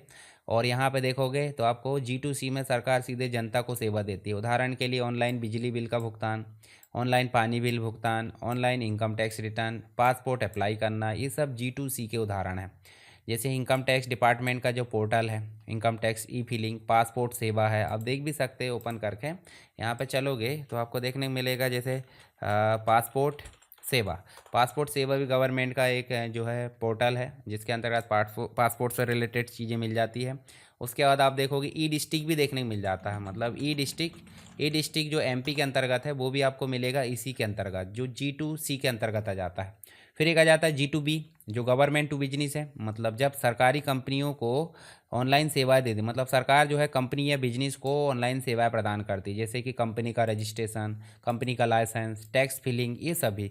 तो G2B में सरकार बिजनेस से संबंधित सेवाएं देती है, जैसे कि GST रजिस्ट्रेशन, कंपनी का registration, online tender system, license renewal करना, ये सब है। जैसे GST पोर्टल आप देख सकते हैं, मिनिस्ट्री ऑफ कॉरपोरेट अफेयर्स, यहाँ पे देख सकते हैं इसके पोर्टल। ई गवर्नेंस क्या है? तो ई गवर्नेंस तो आपको पता होगा, गवर्नमेंट से रिलेटेड जितनी भी सर्विसेज है वो अगर डिजिटल माध्यम से उपलब्ध हो जाती है, ट्रांसपेरेंसी बढ़ जाती है, भ्रष्टाचार कम हो जाता है, और फास्ट यहाँ पे सर्विस डिलीवरी हो जाती है, ये सब ई गवर्नेंस के अंतर्गत आ जाता है। दोनों में आप अंतर देख सकते हैं। G2C बोले तो नागरिक के अंतर्गत, और G2B मतलब व्यवसाय। जैसे उदाहरण भी देख लेते हैं, passport bill payment, public services, ये सब आ जाती है G2C में। GST लाइसेंस, बिजनेस रेगुलेशन, ये सब आ जाता है G2B में। चलिए, ये चीज़ें हो गई आपकी। इसके कुछ लाभ है वो देख लेना। पेपरलेस सिस्टम मिल जाता है, time saving, transparency, online tracking और डिजिटल रिकॉर्ड कीपिंग हो जाता है। कुछ लिमिटेशंस है, जैसे इंटरनेट पर निर्भरता, इंटरनेट नहीं रहेगा तो सारी सेवाएं ठप हो जाएगी। साइबर सिक्योरिटी रिस्क मिल जाती है यहाँ पे। डिजिटल लिटरेसी की कमी, मतलब अगर किसी को डिजिटल रूप से कुछ चीज़ें चलाना नहीं बनता तो उससे दिक्कत हो सकती है, उसका काम तो रुका रहेगा। चलिए, नेक्स्ट जो चैप्टर है वो देखने को मिल जाता है EPS, इलेक्ट्रॉनिक पेमेंट सिस्टम, जिसके अंतर्गत आ जाता है डिजिटल वॉलेट और UPI, जिसमें आप फ़ोन पे, गूगल पे एंड पेटीएम सभी चीज़ें चलाते हैं। तो आपको ज़्यादा इसमें बताने की ज़रूरत नहीं, पर भी मेरा भी जो उद्देश्य है और जो दायित्व है वो है कि आपके एग्ज़ाम में क्वेश्चन आपको आसानी से बन जाए। तो यहाँ पे मैं थोड़ी बहुत चीज़ें फिर भी बताऊँगा इससे रिलेटेड जो इम्पोर्टेंट है। तो EPS बोले तो इलेक्ट्रॉनिक पेमेंट सिस्टम हो जाता है, डिजिटल माध्यम से पैसों का लेन देन यानी मनी ट्रांसफ़र करना क्या कहलाता है? इलेक्ट्रॉनिक पेमेंट सिस्टम कहलाता है। इसमें कैश का उपयोग नहीं होता, मतलब इसमें अगर देखें तो डिजिटल वॉलेट का उपयोग होता है। UPI यूनिफाइड पेमेंट इंटरफेस का उपयोग हो जाता है, नेट बैंकिंग का उपयोग हो जाता है, कार्ड से पेमेंट हो जाती है। तो सब जो है एक प्रकार से कैशलेस ट्रांजेक्शन यहाँ देखने को मिल जाता है। तो इसमें डिजिटल वॉलेट अगर देखें तो इलेक्ट्रॉनिक रूप से फ़ोन में जो बटुआ होता है, वॉलेट होता है, वही कहलाता है एक प्रकार से डिजिटल वॉलेट। इसमें पैसे स्टोर किए जाते हैं, लोड किए जाते हैं, मोबाइल ऐप के माध्यम से उपयोग किया जाता है, और QR कोड के द्वारा हम भुगतान कर सकते हैं। चलिए, डिजिटल वॉलेट में आप देखें तो पेटीएम, फ़ोनपे, गूगल पे, ये सब आप चलाते होंगे, उनके बारे में आपको पता भी होगा। UPI मतलब यूनिफाइड पेमेंट इंटरफेस, एक प्रकार का रियल टाइम पेमेंट सिस्टम है। बैंक अकाउंट से सीधे पैसा ट्रांसफ़र करता है, 24 घंटे सातों दिन ये काम कर लेता है, मतलब छुट्टी नहीं रहती इसकी। कभी कभी बैंक का सर्वर या फिर कोई प्रॉब्लम के कारण इसमें थोड़ा सा डिले हो सकता है। मोबाइल नंबर या UPI ID से पेमेंट संभव है यहाँ पे, मतलब UPI बोले तो instant bank to bank transfer system मिल जाता है। UPI की मुख्य विशेषताएं की बात करें तो इमीडिएट फंड ट्रांसफ़र मिल जाता है, नो IFSC कोड रिक्वायर्ड हो जाता है, मतलब आईएफएससी कोड की ज़रूरत नहीं होती। सिंगल ऐप से कई बैंक आप जोड़ सकते हैं, मल्टीपल बैंक को आप जैसे फ़ोनपे गूगल पे में जोड़ सकते हैं। और जो यूपीआई पिन है उस आधारित पर सुरक्षा रहती है, मतलब हम यूपीआई पिन डालेंगे तो ही पेमेंट ट्रांसफ़र होगी, अन्यथा नहीं होगी। पर ख़तरा भी रहता है, अगर किसी को यूपीआई पिन पता चल गया तो। डिजिटल वॉलेट और यूपीआई में अंतर। डिजिटल वॉलेट मतलब वॉलेट में स्टोर हो जाता है पैसा, और यूपीआई में सीधे बैंक से कटता है। ट्रांसफ़र स्पीड की बात करें तो वॉलेट में आपको जो है फास्ट काम होता है, पर यूपीआई में इंस्टेंट हो जाता है, रियल टाइम काम हो जाता है। बैंक ज़रूरी है क्या, मतलब डिजिटल वॉलेट के लिए रिचार्ज करना पड़ता है, यहाँ स्टोर करना पड़ता है, और यूपीआई के लिए डायरेक्ट बैंक की ज़रूरत पड़ जाती है। उदाहरण के लिए पेटीएम वॉलेट आपको देखने को मिल जाएगा डिजिटल वॉलेट, पर गूगल पे और जो फ़ोन पे है वो आपको मिल जाते हैं यूपीआई। हालांकि इसमें भी वॉलेट होता है जिसमें आप पैसा स्टोर कर सकते हैं। फिर फ़ोनपे, गूगल पे, पेटीएम का कॉन्सेप्ट की बात करें तो ये सब यूपीआई आधारित यहाँ पे मोबाइल ऐप है, पेमेंट ऐप है, जो क्यूआर कोड से पेमेंट सपोर्ट करते हैं। Bill payment, recharge, ticket booking, ये सारी चीज़ें, ये सभी ऐप जो है पेमेंट सर्विस प्रोवाइडर माने जाते हैं। तो इसके कुछ लाभ है, जैसे कैशलेस सिस्टम मिल जाता है, फास्ट ट्रांजैक्शन है, 24 घंटे सातों दिन सर्विस, रिकॉर्ड ऑटोमेटिक सेव हो जाता है यहाँ पे। इसके बाद है safe and secure pin OTP देखने को मिल जाती है। इसके कुछ रिस्क है, यानी कि लिमिटेशंस है, जैसे फिशिंग। फिशिंग मतलब एक प्रकार से फर्जी वेबसाइट, फर्जी जो आपकी ईमेल है, इसके माध्यम से किसी की जानकारी को चुराना और उसको मिसयूज़ करना। ओटीपी का फ्रॉड भी मिल जाता है, कभी कभी ओटीपी आ जाती, बैंक से आई ऐसा लगता है, परंतु ओटीपी मांग लेता व्यक्ति अचानक से जो भी, तो उससे भी दिक्कत हो जाती है। इसलिए ओटीपी किसी को भी नहीं देना है जब तक कि आप उसको मतलब जो है प्रूफ ना कर लो, वेरीफाई ना कर लो कि ओटीपी क्या है, तो तब तक किसी को नहीं देना है, ठीक है। जीरो हो जाएगा आपका अकाउंट 1 सेकंड में। फेक यूपीआई रिक्वेस्ट यहाँ देखने को मिल जाती है, आपको मोबाइल हैकिंग मिल जाती है, ये सभी चीज़ें आपको देखने को मिल जाता है। तो ओटीपी सिक्योरिटी का एक भाग माना जाता है। तो ये आप देख सकते हैं, ईपीएस बोले तो इलेक्ट्रॉनिक पेमेंट सिस्टम, यूपीआई बोले तो unified payment interface, real time हो जाता है ये मतलब पेमेंट सिस्टम। डिजिटल वॉलेट में पैसा स्टोर हो जाता है, पर यूपीआई सीधे बैंक से कटता है। क्यूआर कोड जो हो जाता है पेमेंट यूपीआई से संभव है, और ओटीपी सुरक्षा के लिए उपयोग किया जाता है। अब बात कर लेते हैं नेट बैंकिंग से रिलेटेड कुछ चीज़ें, यानी बैंकिंग से related net banking, NEFT, RTGS, IMPS, इन सब को हम यहाँ पे देख लेते हैं। तो नेट बैंकिंग एक प्रकार अगर देखें तो बैंक की ऑनलाइन सेवा है। ग्राहक बैंक की वेबसाइट ऐप से जो है बैलेंस चेक कर सकता है, फंड ट्रांसफ़र यहाँ देखने को मिल जाता है, बिल पेमेंट मिल जाता है, साथ ही हम स्टेटमेंट को भी डाउनलोड कर सकते हैं। किसके माध्यम से, नेट बैंकिंग या इंटरनेट बैंकिंग के माध्यम से। उदाहरण के लिए हम चलते हैं कहाँ पे, यहाँ चलते हैं, और यहाँ चल के हम देख सकते हैं एसबीआई ऑनलाइन। तो एसबीआई ऑनलाइन में जाओगे तो एसबीआई ऑनलाइन योनो की बात कर लेते हैं, अभी योनो चलता है एसबीआई में। तो ये योनो जो है एक प्रकार से बिजनेस और कस्टमर दोनों मतलब बिजनेस और जो आपका नॉर्मल कस्टमर है उसका मिल जाता है। जैसे लॉगिन की बात करें तो लॉगिन में आप देखोगे, देखो योनो बिजनेस आ जाता है। और यदि मान लो इसको हम जो है सिंपल उदाहरण के लिए बिजनेस में अगर ना करें तो हम सीधे योनो कर लेते हैं। जैसे ऑनलाइन यहाँ पे कंटिन्यू टू लॉगिन, तो कंटिन्यू टू लॉगिन करोगे तो यहाँ देखिए आपको देखने को मिल जाएगा लॉगिन, और लॉगिन में देखोगे तो नॉर्मल कस्टमर आपको देखने को मिल जाता है। तो इस प्रकार आप जो है कस्टमर के माध्यम से भी कर सकते हैं पर्सनल बैंकिंग, और दूसरी चीज़ आप जो है बिजनेस के माध्यम से भी कर सकते हैं यहाँ पर। तो ये सारी सुविधाएं मिल जाती है, मतलब नेट बैंकिंग एक प्रकार से ऑनलाइन बैंकिंग फैसिलिटी है। और एनईएफटी क्या है, तो NEFT national electronic fund transfer, जो कि bank to bank fund transfer system माना जाता है। बैच पे सिस्टम मिल जाता है, बैच सिस्टम बोले तो 24 घंटे सातों दिन उपलब्ध है, और अब कंटिन्यूस प्रोसेसिंग मिल जाती है, यानी कि मिनिमम अमाउंट लिमिट नहीं है। तो एनईएफटी मतलब बैच बेस्ड ट्रांसफ़र सिस्टम मिल जाता है, आधा आधा घंटे में यहाँ पे ट्रांसफ़र देखने को मिल जाता है। आरटीजीएस की बात करें तो रियल टाइम ग्रॉस सेटलमेंट मिल जाता है, तो रियल टाइम और हाई वैल्यू ट्रांजैक्शन के लिए उपलब्ध होता है ये।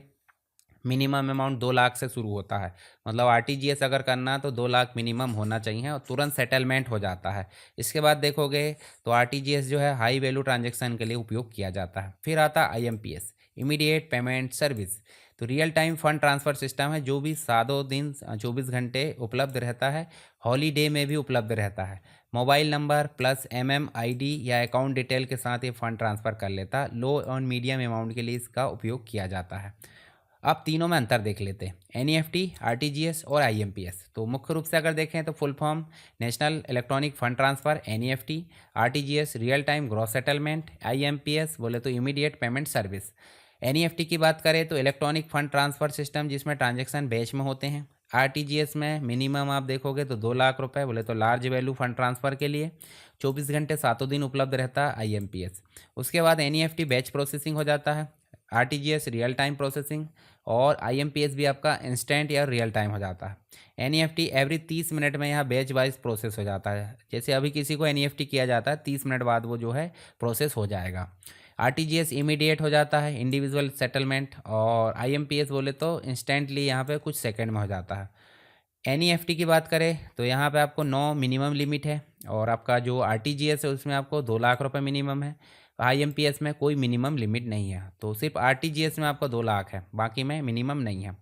मैक्सिमम अमाउंट की बात करें तो बैंक लिमिट करता है एनईएफटी में, और यहाँ पे आपको आरटीजीएस में कोई अपर लिमिट नहीं है, और आईएमपीएस में भी आपको बैंक के द्वारा देखने को मिल जाती है। अवेलेबिलिटी बोले तो उपलब्धता की बात करें तो 24 घंटे सातों दिन, 24 घंटे सातों दिन, 24 घंटे सातों दिन, बोले तो तीनों चीज़ें आपको सातों दिन उपलब्ध होती है। उसके बाद best for normal fund transfer के लिए एनईएफटी, बड़े बिजनेस के लिए आरटीजीएस, और अर्जेंट के लिए आपको आईएमपीएस। फिर उसके बाद आप देखोगे ट्रांजैक्शन स्पीड नॉर्मल होती है, किस में आपको एनईएफटी में, बहुत फास्ट हो जाती है आईएमपीएस और आरटीजीएस में। उसके बाद 10,000 फ्रेंड को ट्रांसफ़र करना है तो भाई एनईएफटी, 5 लाख आपको बिजनेस पेमेंट करना है तो आरटीजीएस, और 5,000 आपको इमरजेंसी ट्रांसफ़र भेजना है तो आईएमपीएस। उसके बाद चार्जेस की बात करें तो ये फ्री होता है एनईएफटी, लगभग फ्री होता है, ये भी फ्री होता है, परंतु यहाँ पे जो है कुछ फ़ीस ले ली जाती है, कहाँ पे आईएमपीएस में, बैंक बेस्ड हो जाती है, अलग अलग बैंक की अलग अलग।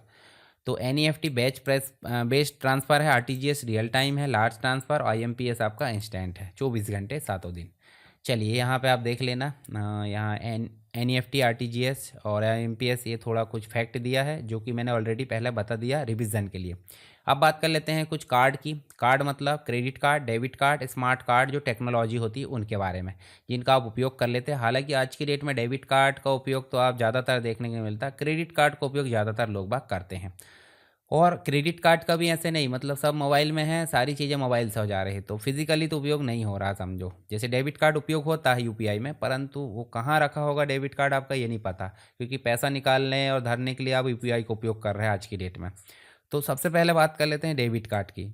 डेबिट कार्ड बोले तो बैंक अकाउंट से डायरेक्ट मनी डिडक्ट करने वाला पेमेंट कार्ड इसको बोला जाता है, जैसे कि एसबीआई, पीएनबी, एचडीएफसी ये बैंक इशू कर देते हैं, और सेविंग अकाउंट, करंट अकाउंट इसमें लिंक होते हैं। परमानेंट बोले तो प्रीपेड हो जाता है, अकाउंट बैलेंस है तो ये काम करेगा, नहीं है तो ये काम नहीं करेगा। मनी सोर्स की बात करें तो खुद के बैंक बैलेंस है, मनी यहाँ पर ट्रांसफ़र की जाती है। इंटरेस्ट चार्जेस नो इंटरेस्ट, क्योंकि लोन नहीं है। ओवरड्राफ्ट की फैसिलिटी इसमें नॉर्मली नहीं होती है, क्योंकि यहाँ पे बैंक अलाउ नहीं करता। यूज़ एरिया एटीएम विड्रॉल के लिए, पीओएस मशीन के लिए, ऑनलाइन शॉपिंग के लिए इसका उपयोग हम कर लेते हैं। उसके अलावा सिक्योरिटी फीचर की बात करें तो पिन इसमें होता है। सीबीबी होता है, सीबीबी की जो फुल फॉर्म है वो बताइए मुझे, जो आपके डेबिट कार्ड में पीछे की तरफ होता है। ओटीपी का फुल फॉर्म बताइए, वन टाइम पासवर्ड ये तो बता दोगे। 2FA, ठीक है, तो 2FA का फुल फॉर्म आपको बताना है। आगे हम पढ़ेंगे इसके बारे में, पर जब आप ये वीडियो देख रहे हैं तब आप इसका जो है कमेंट बॉक्स खोलिए और इसका फुल फॉर्म बताइए, तो आपको भी याद हो जाएगा। कुछ अपने तरफ से भी काम कीजिए, ठीक है, पूरा मेरी तरफ से मतलब जो सर्विस जा रही है, कुछ आपका भी सहयोग होना चाहिए। कमेंट कर दीजिए, वीडियो को लाइक कर दीजिए और शेयर भी कर दीजिए, तो उससे क्या होगा, मुझे भी थोड़ा सा अच्छा लगेगा, ताकि आगे मैं आपके लिए और मेहनत कर पाऊँ। फिर देखिए लिमिट की बात करें तो daily ATM, POS, online transaction में इसका उपयोग किया जाता है, ठीक है। लिमिट इसके ऊपर देखने को मिल जाती है। एग्जाम्पल देखें तो 2,000 का शॉपिंग पेमेंट जो है अमाउंट तुरंत अकाउंट से कटेगा।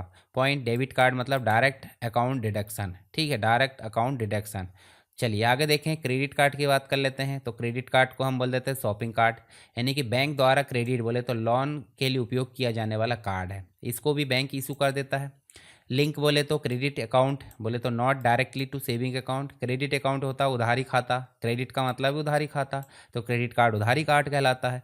मनी सोर्स की बात करें तो बैंक लोन यहाँ जाता है, क्रेडिट की लिमिट के ऊपर है, 2 लाख, 4 लाख, 5 लाख, 50,000, जितने भी। 80,000 की लिमिट है तो 80,000 के अंतर्गत आप शॉपिंग कर सकते हैं, और 45 दिन के अंदर आपको उसकी पेमेंट करना होता है। मतलब 30 दिन में आपका बिल जनरेट हो जाता है और उसके बाद उसको पेमेंट करना होता है। इंटरेस्ट चार्ज की बात करें तो यस, इंटरेस्ट लगता है, अगर ड्यू डेट तक पेमेंट ना हो तो इंटरेस्ट लगेगा। क्रेडिट लिमिट की बात करें तो बैंक द्वारा निर्धारित मैक्सिमम लिमिट हो जाती है। Billing cycle monthly statement generate हो जाता है। उसके बाद आप देखोगे मिनिमम बोले तो टोटल बिल का छोटा हिस्सा जमा कर सकते हैं। यूजेस एरिया, ऑनलाइन शॉपिंग में इसका उपयोग कर लेते हैं, पीओएस मशीन में उसका उपयोग कर लेते हैं, इंटरनेशनल पेमेंट में इसका उपयोग हम कर लेते हैं।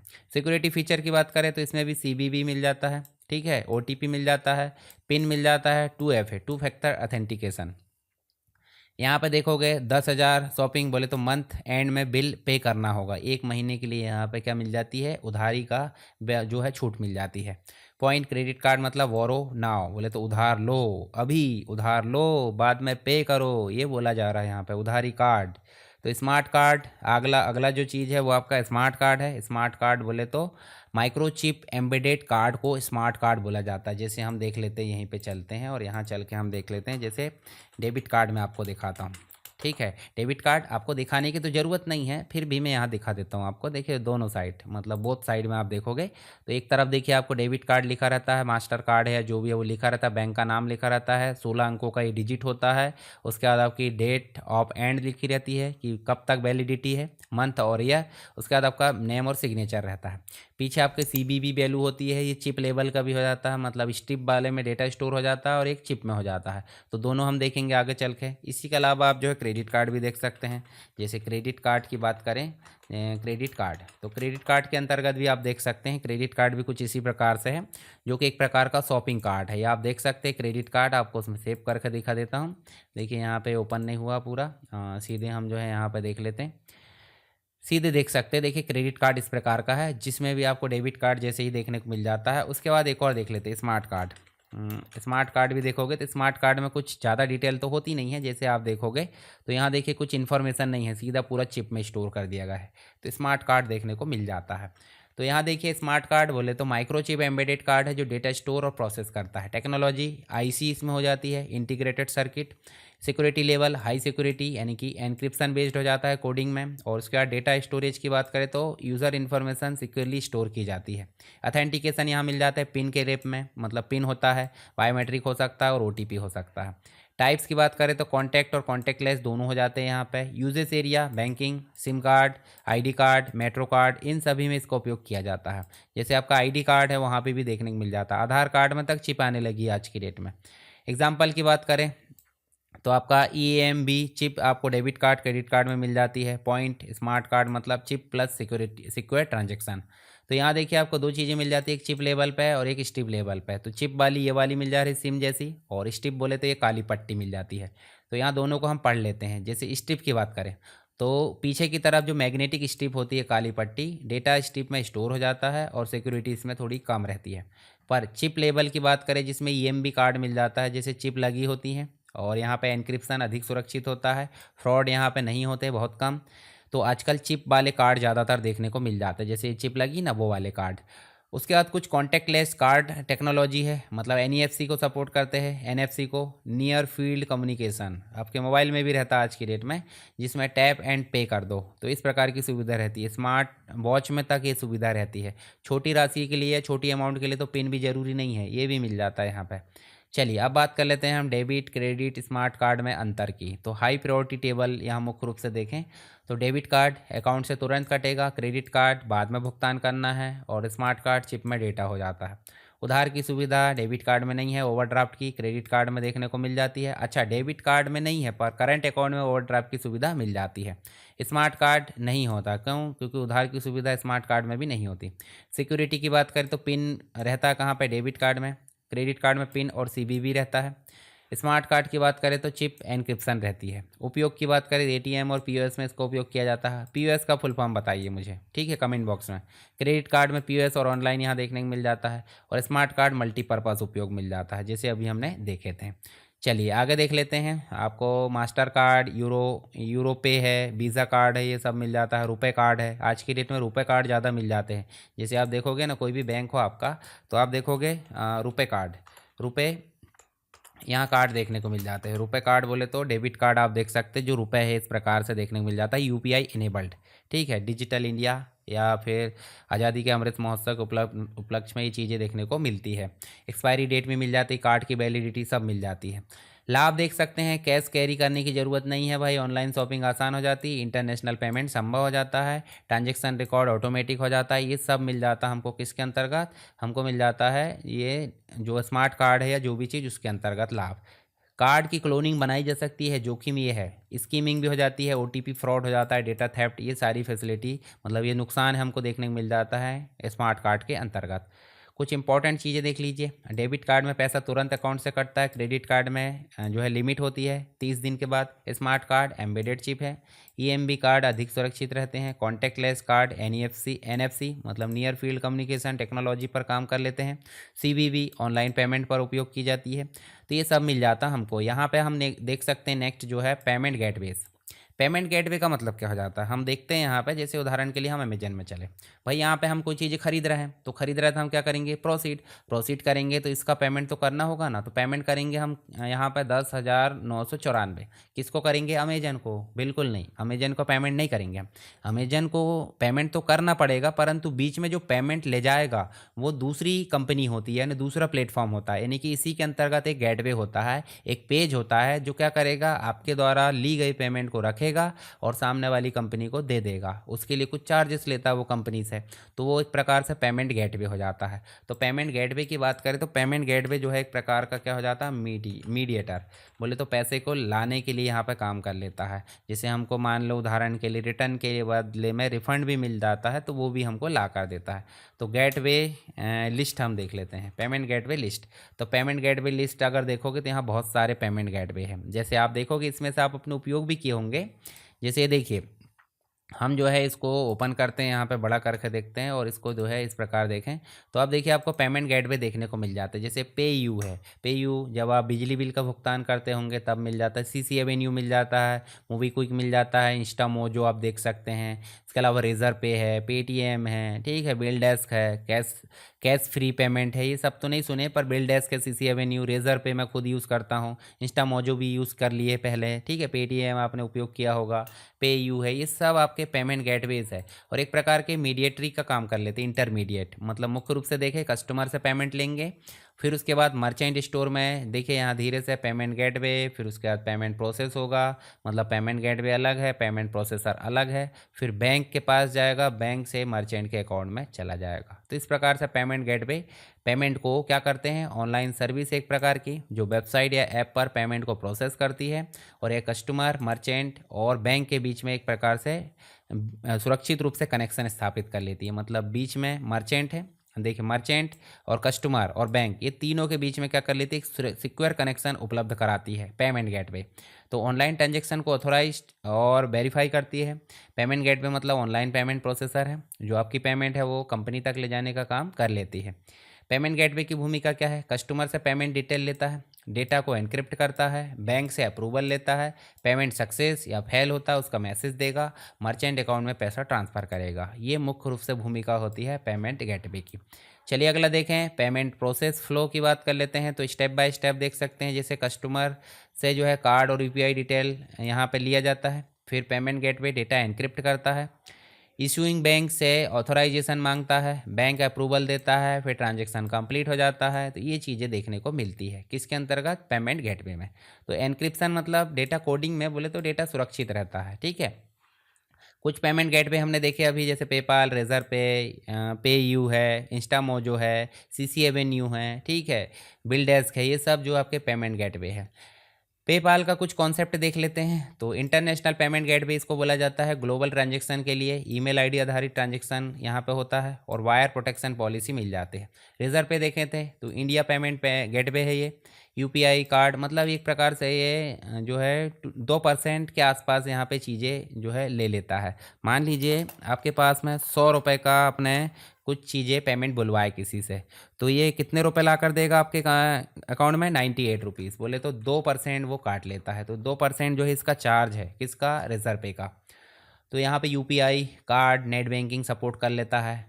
आप स्टार्टअप और ई कॉमर्स वेबसाइट में इसको काफ़ी लोकप्रिय बोला जाता है। सब्सक्रिप्शन बिलिंग सुविधा भी यहाँ हो जाती है। पेमेंट गेटवे की कुछ मुख्य विशेषताएं, जैसे एसएसएल सिक्योरिटी लेवल पे, टीएलएस लेवल पे सिक्योरिटी देखने को मिल जाती है। सीधे सीधे बोले तो जो एचटीटीपी होता है, मतलब जो हम एचटीटीपी लगाते हैं उसके साथ में जो एस लगता है जिसको हम सिक्योर बोल देते हैं, तो जो सिक्योर है वो या तो एसएसएल से आया है या तो टीएलएस से आया है। फिर मल्टीपल पेमेंट ऑप्शन भी मिल जाते हैं यहाँ पे, फ्रॉड डिटेक्शन सिस्टम है, रियल टाइम प्रोसेसिंग है, ट्रांजैक्शन रिपोर्ट, सब चीज़ें मिल जाती हैं। तो पेमेंट गेटवे के कुछ लाभ है, जैसे सिक्योर पेमेंट, ग्लोबल ट्रांजैक्शन संभव है, फास्ट सेटलमेंट हो जाता है। मतलब सेटलमेंट का मतलब आज अगर किसी ने पेमेंट किया है तो वो 2 दिन बाद, मतलब यहाँ पे 2 दिन बाद अपने अकाउंट में 98 रुपीज़ ट्रांसफ़र कर देगा, तो ये मिल जाता है सेटलमेंट। जैसे 24 घंटे 7 दिन सर्विस यहाँ पे होती है, किसी के द्वारा जैसे पेमेंट की जाती है, जैसे भी, जैसे उदाहरण के लिए आप चलो टेलीग्राम पर, और टेलीग्राम पर चलोगे तो आपको जो है टेलीग्राम के अंतर्गत भी क्या देखने को मिल जाता है, यहाँ पे टेलीग्राम के अंतर्गत भी चीज़ें मिल जाती है। जैसे आप यहाँ जाओगे SSW एजुकेशन के अंतर्गत, तो यहाँ ऊपर जाकर देखोगे तो आपको मिलेगा क्या, जैसे यहाँ पे देखो, ये देखिए सारी जो चीज़ें हैं वो देखने को मिल जा रही है। जैसे आप यहाँ से कोई नोट्स लेना चाहते हैं PGDCA, DCA, BCA के लिए, कोई भी, मान लीजिए जावा प्रोग्रामिंग पे आप क्लिक करोगे, तो जैसे ही आप क्लिक करोगे तो क्लिक करने के बाद देखिए क्या आया है, देखिए रेजर पे आ गया। रेजर पे में आप जो अपनी डिटेल फिल करोगे और यहाँ से 59 रुपीज़ पे करोगे तो आपको जो नोट्स है वो मिल जाएगी। अगर आप जो है BCA MSc कुछ भी कर रहे हो उसमें, तो ये चीज़ें आपको देखने को मिल जाती है रेजर पे के माध्यम से। अभी 59 रुपीज़ जो है वो अकाउंट में 2 दिन बाद आएगा, यानी कि सेटलमेंट आपका कितने दिन बाद होगा, 2 दिन बाद। तो ये चीज़ें आपको देखने को मिल जाती है। ठीक है, तो ये चीज़ आपको देखने को मिली कहाँ पे, उदाहरण के लिए आप देखो, यहाँ देखिए हमने ये जो है जो 24 घंटे 7 दिन सर्विस है उसके बारे में देखें। पेमेंट गेटवे की जोखिम की बात करें तो सर्वर डाउन होने पर पेमेंट फेल हो जाता है, साइबर अटैक देखने को मिल जाते हैं, कुछ जो है चार्ज बैक इशू भी हो जाता है। तो आप देख लेते हैं यहाँ पर, देखिए पेमेंट गेटवे बोले तो पेमेंट ऑथोराइज्ड करना, और पेमेंट प्रोसेसर बोले तो बैंक सेटलमेंट। कस्टमर और मर्चेंट के बीच में काम कर लेता है पेमेंट गेटवे, और जो पेमेंट प्रोसेसर है बैंक के बीच में हो जाता है। बैंक और बैंक के बीच में मतलब कस्टमर का बैंक अलग है और जो आपका सेलर का बैंक है वो अलग है, तो दोनों के बीच में प्रोसेस कौन करेगा, पेमेंट प्रोसेसर। उदाहरण के लिए पेमेंट गेटवे रेजर पे वगैरह है, और बैंक नेटवर्क बोले तो आपको पेमेंट प्रोसेसर मिल जाता है। चलिए, यहाँ पे कई बार गेटवे और प्रोसेसर एक ही कंपनी हो सकती है। अगला देख सकते हैं हम, यहाँ पे अथेंटिकेशन की बात हो रही है। अथेंटिकेशन का मतलब क्या हो जाता है कि जो OTP हो जाता है जिसे वन टाइम पासवर्ड बोल देते हैं, 2 फैक्टर अथेंटिकेशन हो जाता है जिसे 2FA बोल देते हैं। अथेंटिकेशन मतलब सीधे सीधे बोले कि अगर हम कोई चीज़ें लॉगिन कर रहे हैं, कोई चीज़ निकाल रहा है मोबाइल से कुछ भी, तो हम ऑथोराइज्ड होना चाहिए, यानी कि पहचान होना चाहिए, किसी की पहचान को वेरीफाई करना क्या कहलाता है, अथेंटिकेशन।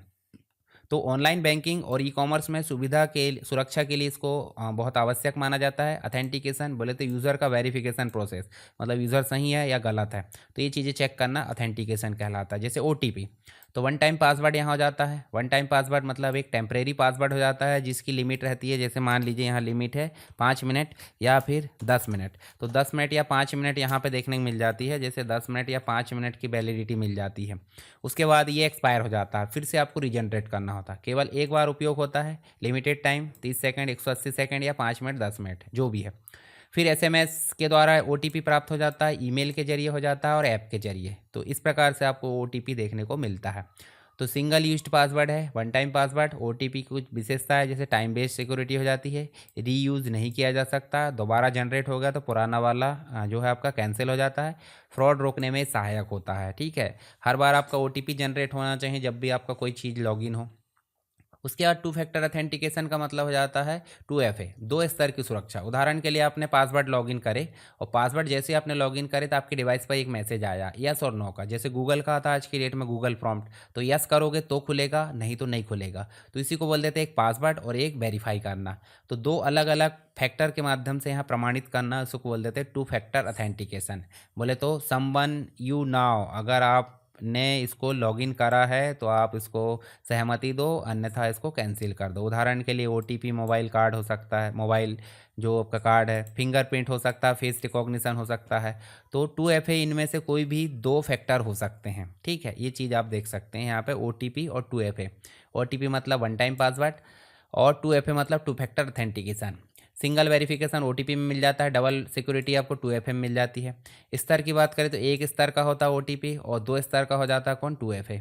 OTP में आपको मध्यम सुरक्षा मिल जाती है, और 2 फैक्टर अथेंटिकेशन में अधिक सुरक्षा मिल जाती है। तो हम सीधे सीधे बोले OTP किसका पार्ट हो सकता है, 2FA का, पर 2FA एक ब्रॉड कैटेगरी है। चलिए, अथेंटिकेशन का महत्व बोले ऑनलाइन फ्रॉड को रोकना, आइडेंटिटी थेफ्ट से सुरक्षा करना, सिक्योर पेमेंट मिल जाता है, अनऑथराइज एक्सेस को रोकना, ओटीपी फ्रॉड से बचने के लिए कुछ आपको तरीके दिए गए हैं, जैसे ओटीपी किसी से शेयर नहीं करना है, अननोन लिंक पर क्लिक नहीं करना है, फेक कॉल से सावधान रहना, पहली बात तो फेक कॉल या जो स्पैम कॉल है उसको रिसीव ही नहीं करना है, बैंक कभी ओटीपी नहीं पूछता तो ओटीपी आए तो बताना नहीं है, बैंक कर्मचारी ओटीपी बिल्कुल नहीं मांगेगा, ये नियम ही नहीं है आरबीआई के द्वारा। जैसे आपने एक ऐड देखा होगा, आरबीआई कहता है जागरूक बनिए, ठीक है। तो आरबीआई ये भी कहता है कि मतलब जैसे अगर कोई ओटीपी या कोई चीज़ें होती है, जैसे आज की डेट में ऑनलाइन गिरफ्तारी का काफ़ी वो चल रहा है वीडियो कॉल के माध्यम से, तो वो फर्जी है। तो उसमें आपको क्या बोलना है, जैसे वो आपको पंकज त्रिपाठी एक ऐड आता है वो आपने देखा होगा, मैं मूर्ख नहीं हूँ, तो वो वाला ऐड आपको देखना होगा, तो उससे आपको जो है फ्रॉड से बचने में हेल्प होगी। तो रियल लाइफ एग्जांपल बोले तो ऑनलाइन शॉपिंग करते समय यहाँ पे देखने को मिल जाता है पासवर्ड प्लस ओटीपी यानी कि 2FA, एटीएम विड्रॉल करते हैं तो कार्ड प्लस पिन 2FA मिल जाता है, तो ये चीज़ देखने को मिल जाती है। चलिए नेक्स्ट मिल जाता है ई सिक्योरिटी, मतलब आपको इलेक्ट्रॉनिक रूप से जो भी काम कर रहा है उसकी सिक्योरिटी को ई सिक्योरिटी बोलेंगे, जिसमें सबसे पहले आ जाती है सिक्योरिटी थ्रेट्स, मतलब सिक्योरिटी के खतरे। तो जिसमें फिशिंग है, हैकिंग है, स्पूफिंग है, मालवेयर, ये सब मिल जाती है। तो ई सिक्योरिटी मतलब ऑनलाइन जो इलेक्ट्रॉनिक सिक्योरिटी है, ऑनलाइन सिस्टम, डेटा और नेटवर्क को सुरक्षित रखना, किसके अंतर्गत आ जाता है, ई सिक्योरिटी में शामिल हो जाता है। तो ई कॉमर्स में पेमेंट और पर्सनल डेटा की सुरक्षा काफ़ी अत्यंत आवश्यक होती है। यहाँ पे ई सिक्योरिटी ऑनलाइन डेटा प्रोटेक्शन देखने को मिल जाता है।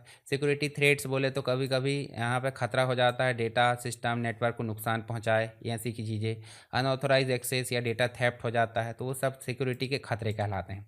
तो इसी में एक आ जाता है फिशिंग। फिशिंग मतलब आपको ऑनलाइन फ्रॉड के रूप में देखने को मिल जाएगा, जैसे फेक ईमेल है, मतलब फर्जी ईमेल आपको आ जाते हैं। मैं आपको दिखाऊंगा, जैसे उदाहरण के लिए आप देखिए यहाँ मेरे पास में बहुत सारे मेल आते हैं। एक बार तो यूट्यूब चैनल तक हैक हो गया था ऐसी मेल के चक्कर में, ठीक है। हालांकि मेरी सिस्टम से नहीं हुआ था, दूसरे सिस्टम से हुआ था। तो यहाँ देखिए जैसे जीमेल में गए, तो जीमेल में मैं आपको दिखाता हूँ, जैसे यहाँ चल के देखेंगे तो आपको देखिए यहाँ स्पैम करके एक फोल्डर रहता है। तो स्पैम वाली ईमेल से सावधान रहिए। जैसे आप क्लिक करोगे तो आप देखिए यहाँ पे आपको कितने सारे ईमेल देखने को मिल जाते हैं, जिसमें आपको सीधे सीधे लिखा होगा कि यहाँ पे स्पॉन्सरशिप है या फिर जो भी है, आपको डॉलर दे रहा है, आपके लिए बहुत फ़ायदा है, बहुत सारी चीज़ें ऐसी लिखी जाती है। तो इनसे भी आपको सावधान रहना। अननोन जो लिंक है उस पर क्लिक नहीं करना। जैसे PR मैनेजर यहाँ क्लिक करे तो देखिए क्या बोल रहा है, been making music professionally for a while, checked my status this morning, and जो भी है दुनिया भर का बोल दिया उनने। और उसके बाद देखिए ये देखिए क्या क्या बोला उनने, ऑफर वगैरह देता है वो। बैक करो, दूसरे में दिखाता हूँ। जैसे यहाँ चलोगे तो देखिए ये भी आपको, ये तो UTI वाला है, वापस चलो बैक कर देते हैं। बैक करके मैं आपको दिखाता हूँ। जैसे देखिए यहाँ पे वेलकम जो है आपका अमेजन वाला है, यहाँ पे भी ये महिंद्रा, कोटक महिंद्रा वाला। इसके बाद देखिए यहाँ पे ये क्या है भाई, मार्केटिंग एजेंसी है। देखिए ये देखिए कोलैबोरेशन दे रहा है, कोलैबोरेशन दे रहा हो, और यहाँ पे काफ़ी ज़्यादा डॉलर का जो है क्या देता है वो, भरोसा देता है। तो ये एक प्रकार से देखिए आपको देखने को मिलेगा, इस प्रकार का देखने को मिल रहा है, यूज़र नेम ईमेल आईडी और उसके बाद @libero.it। इसका मतलब क्या है कि भाई ये फ्रॉड करेगा, और इसके मतलब जो भी आपने रिप्लाई करे हैं या फिर जो भी चीज़ है उससे वो आपके इंटरेस्ट को पैदा कर लेता, बोले तो आपको जो है अपने गिरफ्त में लेने के लिए पूरी कोशिश की जाती है। तो फेक ईमेल यहाँ देखने को मिल जाते हैं, स्पैम कैटेगरी में आ जाते हैं, SMS मिल जाते हैं, वेबसाइट मिल जाती है, तो इन पर क्लिक ना करें। पर्सनल इन्फॉर्मेशन यहाँ चुराई जाती है, तो ये किसके माध्यम से चुराई जाएगी, फिशिंग के माध्यम से। तो OTP हो जाता है, पासवर्ड हो जाता है, बैंक डिटेल, ये सारी चीज़ें चुरा लेते हैं, और चुराने के बाद उसका यूज़ कर लेंगे, मिस यूज़ कहलाता है वो एक तरीके से। तो फिशिंग मतलब फेक मैसेज द्वारा डेटा की चोरी करना। फिशिंग के कुछ संकेत है, अननोन लिंक पर क्लिक ना करना, अर्जेंट मैसेज अगर आते हैं, अकाउंट ब्लॉक हो जाएगा दुनिया भर का, तो उसको डिलीट कर दो, जो मैसेज आज भेजने वाले को ही ब्लॉक कर दो, ये आपको ध्यान में रखना। फेक बैंक वेबसाइट आपको देखने को मिल जाएगी, तो देख लेना है ध्यान से। जैसे उदाहरण के लिए यहाँ देखिए अमेजन, या फिर हम देख लेते हैं, जैसे उदाहरण के लिए हम चलते हैं यहाँ पे, और यहाँ चल के हम जैसे फेसबुक खोल लेते हैं। तो फेसबुक में क्या है भाई, देखिए फेसबुक में FACE है और DOO है। सामने वाला व्यक्ति फर्जी आईडी बना लेगा फेसबुक के नाम से, इस प्रकार, और आपको थोड़ा सा भी पता नहीं चलेगा, और आप क्या करोगे, उस पर जाकर आप लॉगिन कर दोगे, और लॉगिन जैसे करोगे तो आपका अकाउंट तो खुलेगा नहीं, पर आपके अकाउंट की सारी जानकारी उस थर्ड पार्टी के पास चली जाएगी। जैसे ये व्यक्ति देखिए गल फंसा के यहाँ पे बैठा हुआ है, मछली का कांटा, देखिए इस प्रकार से पर्सनल जानकारी चुराने के लिए। नेक्स्ट जो टर्म है वो है हैकिंग।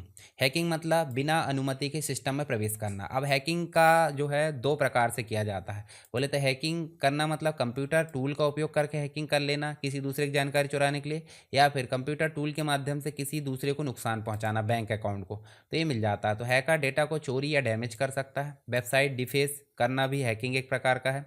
तो अनऑथराइज एक्सेस, बिना परमिशन के अगर किसी कंप्यूटर में घुस रहा है तो वो कहलाता है हैकिंग। फिर आता है एक स्पूफिंग। स्पूफिंग मतलब हो जाता है फेक आइडेंटिटी का उपयोग करके क्या कर लेना, फेक ईमेल बनाना, फेक वेबसाइट बनाना। कॉलर आईडी स्पूफिंग भी मिल जाता है, मतलब फर्जी व्यक्ति बनकर सामने वाले को कॉल कर लेना। ठीक है, तो ये कहलाती है एक प्रकार से स्पूफिंग, मतलब आइडेंटिटी फॉर्जरी। मतलब फॉर्जरी का मतलब हो जाता है एक प्रकार से फ्रॉड, जैसे डॉक्यूमेंट की फॉर्जरी होती है कि नहीं, नकली डॉक्यूमेंट वगैरह, तो ऐसी आईडी की फॉर्जरी होती है स्पूफिंग। फिर आ जाता है मॉलवेयर। मॉलवेयर मतलब मैलिशियस सॉफ्टवेयर, मतलब एक ऐसे सॉफ्टवेयर दूषित जो हानिकारक होते हैं, सिस्टम को नुकसान पहुंचाने के लिए बनाया जाता है। जैसे कि वायरस है, फाइल को इन्फेक्ट करता है, वॉर्म नेटवर्क में फैलता है, इसके लिए होस्ट फाइल की ज़रूरत पड़ती है, इसके लिए होस्ट की ज़रूरत नहीं पड़ती। ट्रोजन है, फेक सॉफ्टवेयर के रूप में आ जाता है। रैनसमवेयर डेटा को लॉक कर देता है, फिरौती मांगता है, तो रैनसमवेयर डेटा को लॉक कर देता है। तो यहाँ देख सकते हैं हम, देखिए सिक्योरिटी थ्रेट से related phishing, fake message, data चोरी, hacking, unauthorised access, system control, spoofing, fake identity, धोखा देना, और मालवेयर मतलब harmful software, damage, steal, data को चुराना। बचाव की बात करें तो स्ट्रॉन्ग पासवर्ड रखना है। स्ट्रॉन्ग पासवर्ड से मतलब मैं बता देता हूँ, जैसे उदाहरण के लिए आपको कंप्यूटर लिखना है, तो भाई आप जो है जैसे कैपिटल स्मॉल इस प्रकार की चीज़ें देखने को मिल जाती है। कंप्यूटर ऐसे लिखो, फिर उसके बाद आप कुछ चिन्ह लगाओ, जैसे आपने लगा दिए, देखिए ये लगा दिए, देखिए स्टार लगा दिए, फिर लिख दिए आपने 9 8 जो भी लिखना है, उसके बाद आप और कुछ अंक लिख दो। तो इस प्रकार से आप सभी चीज़ों का उपयोग करो। बोले तो अल्फ़ाबेट भी होना चाहिए, अल्फ़ाबेट में कैपिटल और स्मॉल दोनों होना चाहिए, स्पेशल सिंबल भी होना चाहिए और न्यूमेरिक वैल्यू भी होना चाहिए। और मिनिमम कैरेक्टर की लेंथ कितनी होनी चाहिए, 8 कैरेक्टर के ऊपर रहना चाहिए। तो लगभग 10 कैरेक्टर आपको रखना है, 10 कैरेक्टर रखोगे तब आपका कहलाएगा स्ट्रॉन्ग पासवर्ड। तो स्ट्रॉन्ग पासवर्ड में क्या क्या चीज़ें शामिल हो जाती है, स्ट्रॉन्ग पासवर्ड में अल्फ़ाबेट न्यूमेरिक, मतलब अल्फ़ाबेट न्यूमेरिक, उसके बाद आपका स्पेशल सिंबल, अल्फ़ाबेट में कैपिटल स्मॉल दोनों चीज़ होना चाहिए। फिर उसके बाद आ जाता क्या, उसके बाद आ जाता है ओटीपी शेयर नहीं करना है, एंटीवायरस का जो है इस्तेमाल करना है। जैसे हमारे विंडोज़ के अंतर्गत आप देखोगे रियल टाइम प्रोटेक्शन देखने को मिल जाता है, यानी कि सिक्योरिटी मिल जाती है। तो विंडोज़ की सिक्योरिटी यहाँ देखने को मिल जाती है जो आपके सिस्टम को फुल प्रोटेक्ट करती है। जैसे मैं यहाँ देखिए, ये देखिए बाकी चीज़ें ऑफ है, हालांकि main real time protection on था, तो इसको हम जो है यहाँ से ऑन कर सकते हैं इस प्रकार, और हमारे सिस्टम की पूरी सिक्योरिटी यहाँ पे रखेगा। जैसे अकाउंट का प्रोटेक्शन है, फायरवॉल का प्रोटेक्शन है, ऐप ब्राउज़र, डिवाइस सिक्योरिटी, ये सब मिल जाती है। उसके बाद HTTP वेबसाइट ही उपयोग कर लेना है, मतलब एस रहना चाहिए तभी उपयोग करो, और नहीं तो क्या होगा आपके सिस्टम को भी नुकसान हो जाएगा। अननोन लिंक पर क्लिक नहीं करना है, ये भी ध्यान रखना, नहीं तो पता चल रहा पूरी की पूरी सिस्टम को जो है स्पाईवेयर यहाँ ग्रसित कर देगा, पूरा सिस्टम जो है एक प्रकार से कैप्चर हो जाएगा। तो फिशिंग फेक ईमेल मैसेज हो जाते हैं, हैकिंग अनऑथराइज एक्सेस हो जाता है, spoofing fake identity, malware malicious software, ransomware पैसे मांगता है, एंटीवायरस मालवेयर से सुरक्षा करता है, OTP फ्रॉड जो है फिशिंग का एक उदाहरण है। नेक्स्ट आपको मिल जाता है SSL और TLS। तो ये हमने नेटवर्क मतलब जो आपका नेटवर्किंग है उसके अंतर्गत भी देखे थे, हालांकि यहाँ भी देख लेते हैं क्योंकि ये भी किससे रिलेटेड है, ई-कॉमर्स से रिलेटेड है। तो SSL मतलब हो जाता है सिक्योर सॉकेट लेयर, और TLS मतलब ट्रांसपोर्ट लेवल सिक्योरिटी। तो ये दोनों ही चीज़ें आपको देखने को मिल जाती है एस के रूप में। देखिए HTTP एक तो प्रोटोकॉल है आपका जो कि वेब पेज टॉप लेवल पर काम कर लेता है, वेब पेज को ट्रांसफ़र करता है हाइपर टेक्स्ट को। तो यहाँ अगर बिना एस के काम किया जाता है ब्राउज़र में कोई चीज़ और सर्वर के बीच में, तो देखिए साफ साफ दिख रहा है hello John here is your personal data. परंतु अगर उसमें एस उपयोग कर लेते हैं, दिख रहा देखिए कोडिंग के फॉर्म में, देखिए यहाँ पे, यहाँ कोडिंग के फॉर्म में दिख रहा है। तो सिंपल सी बात है, जो कोडिंग के फॉर्म में दिख रहा है वो हो गया आपका एनक्रिप्टेड, मतलब कोडेड डेटा, जो कि HTTPS प्रोटोकॉल के माध्यम से देखने को मिल जाता है ब्राउज़र और सर्वर के बीच में। तो एस लगा होना मतलब या तो SSL लगा है या तो TLS लगा है। तो SSL बोले तो सिक्योर सॉकेट लेयर एक प्रकार का सर्टिफिकेट है जो सिक्योरिटी को बरतने के लिए उपयोग किया जाता है, और इसका चार्जेस भी लिया जाता है डोमेन नेम जब हम लेते हैं तब। तो सिक्योरिटी प्रोटोकॉल है इंटरनेट पर डेटा को सुरक्षित सिक्योर करने के लिए, डेटा को एनक्रिप्ट करता है। इसके अलावा आप देखोगे तो आपको मिल जाता है SSL मतलब डेटा एन्क्रिप्शन प्रोटोकॉल। फिर TLS की बात करें तो यहाँ पे TLS जो हो जाता है मुख्य रूप से ट्रांसपोर्ट लेवल सिक्योरिटी मिल जाती है, जिसके अंतर्गत SSL का अपडेटेड वर्जन होता है। ये अधिक सिक्योर है, एडवांस है। आजकल HTTPS में TLS का उपयोग किया जाता है क्योंकि पुराना वर्जन SSL था, उसका अपडेटेड वर्जन TLS है, ट्रांसपोर्ट लेवल सिक्योरिटी। तो TLS SSL का इम्प्रूव वर्जन है। अब दोनों में अंतर देख लीजिए। जैसे फुल फॉर्म की बात करें, secure socket layer SSL, transport level security TLS। Version की बात करें तो ओल्डर वर्जन है, ओल्डर प्रोटोकॉल, और नया वर्जन बोले तो इम्प्रूव वर्जन TLS।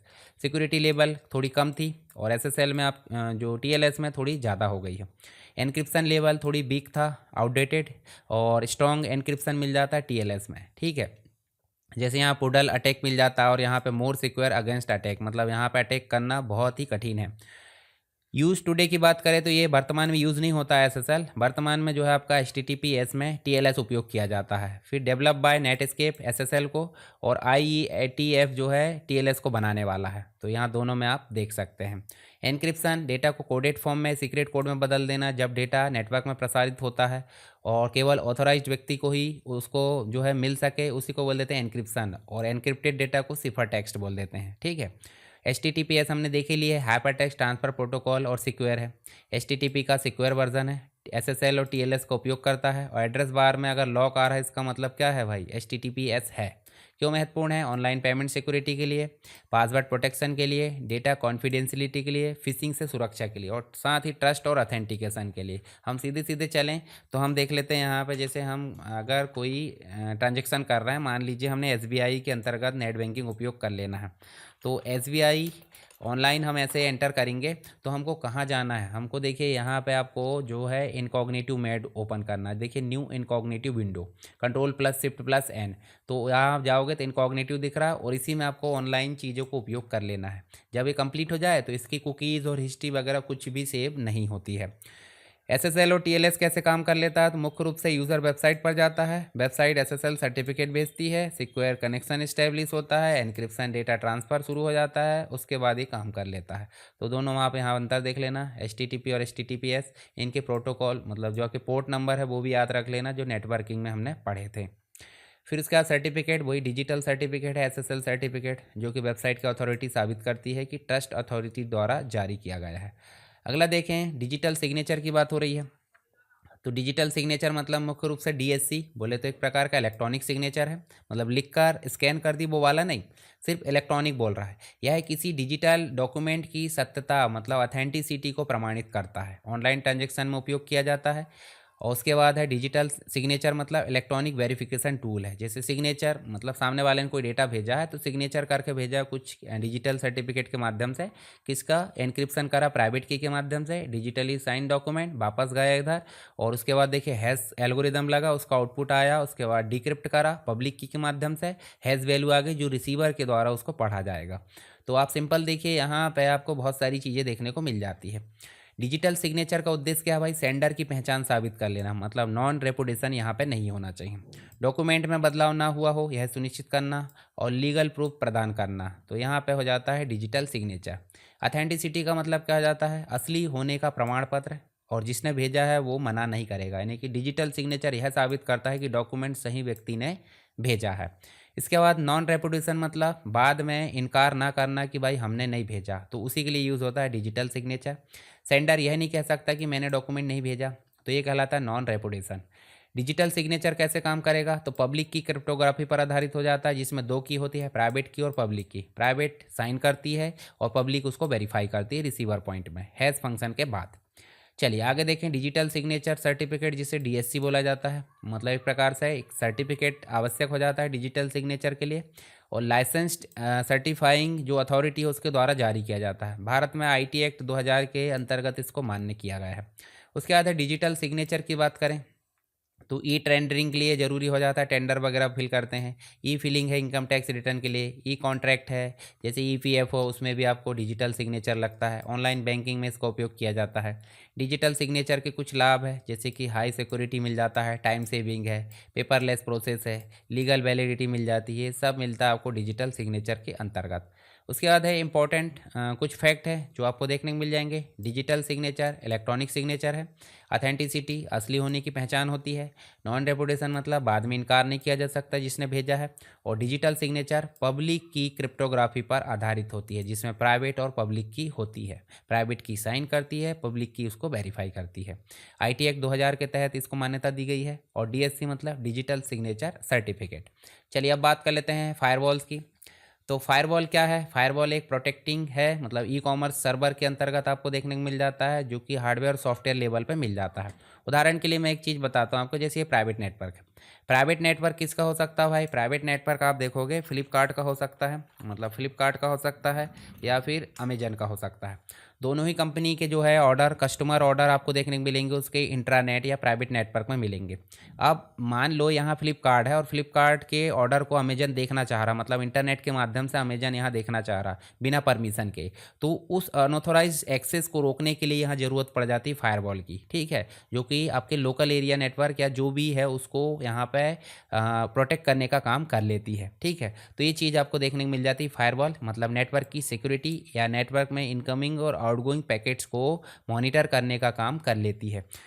उसके बाद नेक्स्ट हम देखें फायरवॉल, अनऑथराइज ट्रैफिक को रोकना, मालवेयर और वायरस को फिल्टर करना। जैसे इंटरनेट में तो बहुत सारे वायरस और सारी चीज़ें प्रसारित होती है, पर सिक्योर यहाँ पे चीज़ें आना चाहिए, ये कहलाती है आपकी फायरवॉल की सिक्योरिटी। सेंसिटिव डाटा की सुरक्षा हो जाती है, ई कॉमर्स सर्वर को हैकर से बचाना, ये इसका मुख्य दायित्व हो जाता है। फायरवॉल के कुछ प्रकार है, जैसे पैकेट फिल्टरिंग फायरवॉल है, डेटा पैकेट्स को सोर्स, डेस्टिनेशन और पोर्ट के आधार पर फिल्टर करना।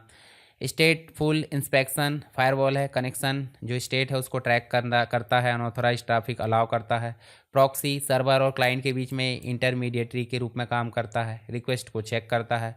और नेक्स्ट जनरेशन फायरवॉल बोले तो NGFW, मतलब एडवांस थ्रेट प्रोटेक्शन, जो है इंस्टीट्यूशन प्रिवेंशन है, एप्लीकेशन लेयर फिल्टरिंग, ये सब मिल जाता है।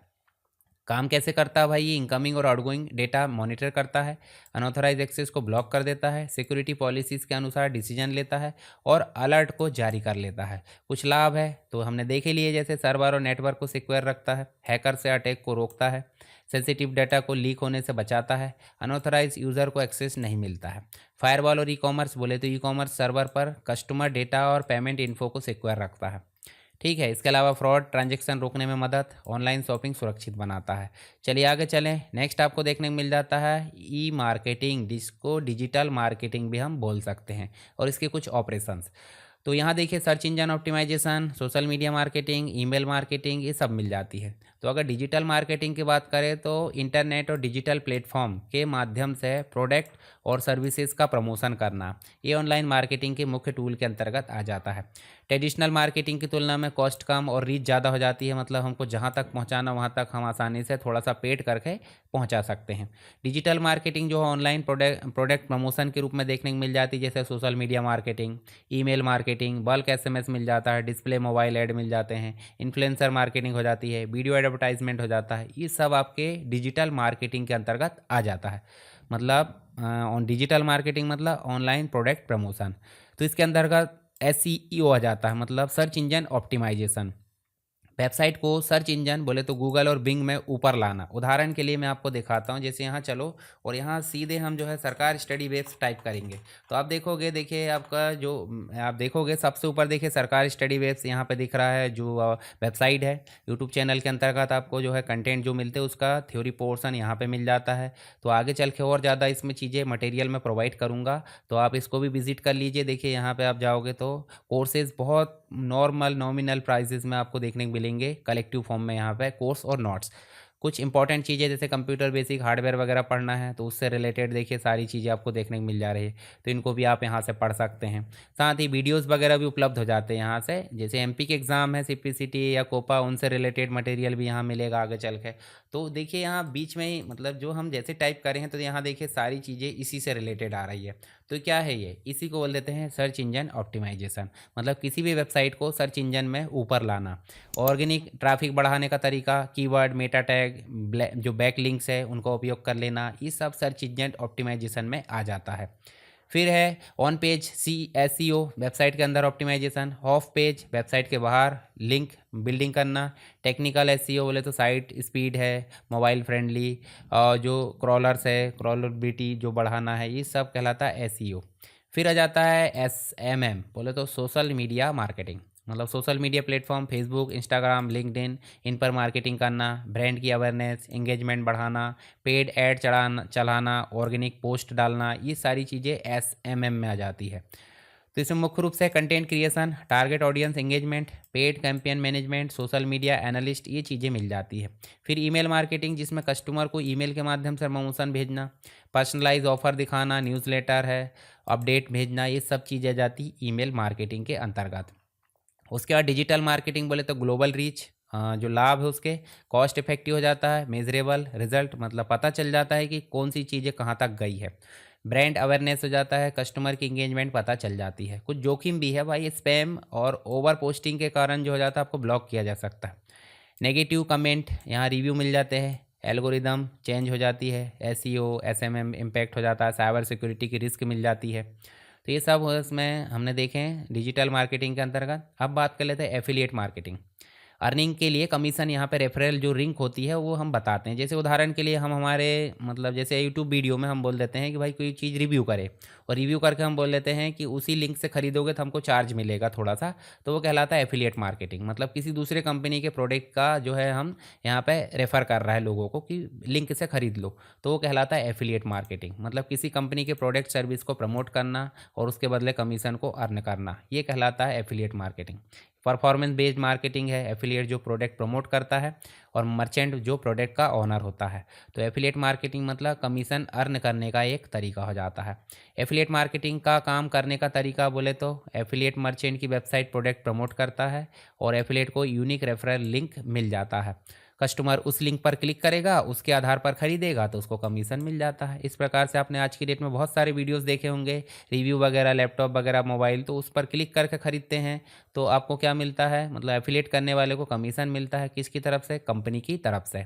तो एफिलिएट मतलब प्रमोट करने वाला व्यक्ति, और मर्चेंट बोले तो जिसका प्रोडक्ट होता है, और जो प्रोडक्ट खरीदता है वो कस्टमर हो जाता है। तीन चीज़ों से मिलकर बनता है। साथ ही एक प्लेटफॉर्म भी होता है जो कि ट्रैकिंग और पेमेंट की सुविधा देता है।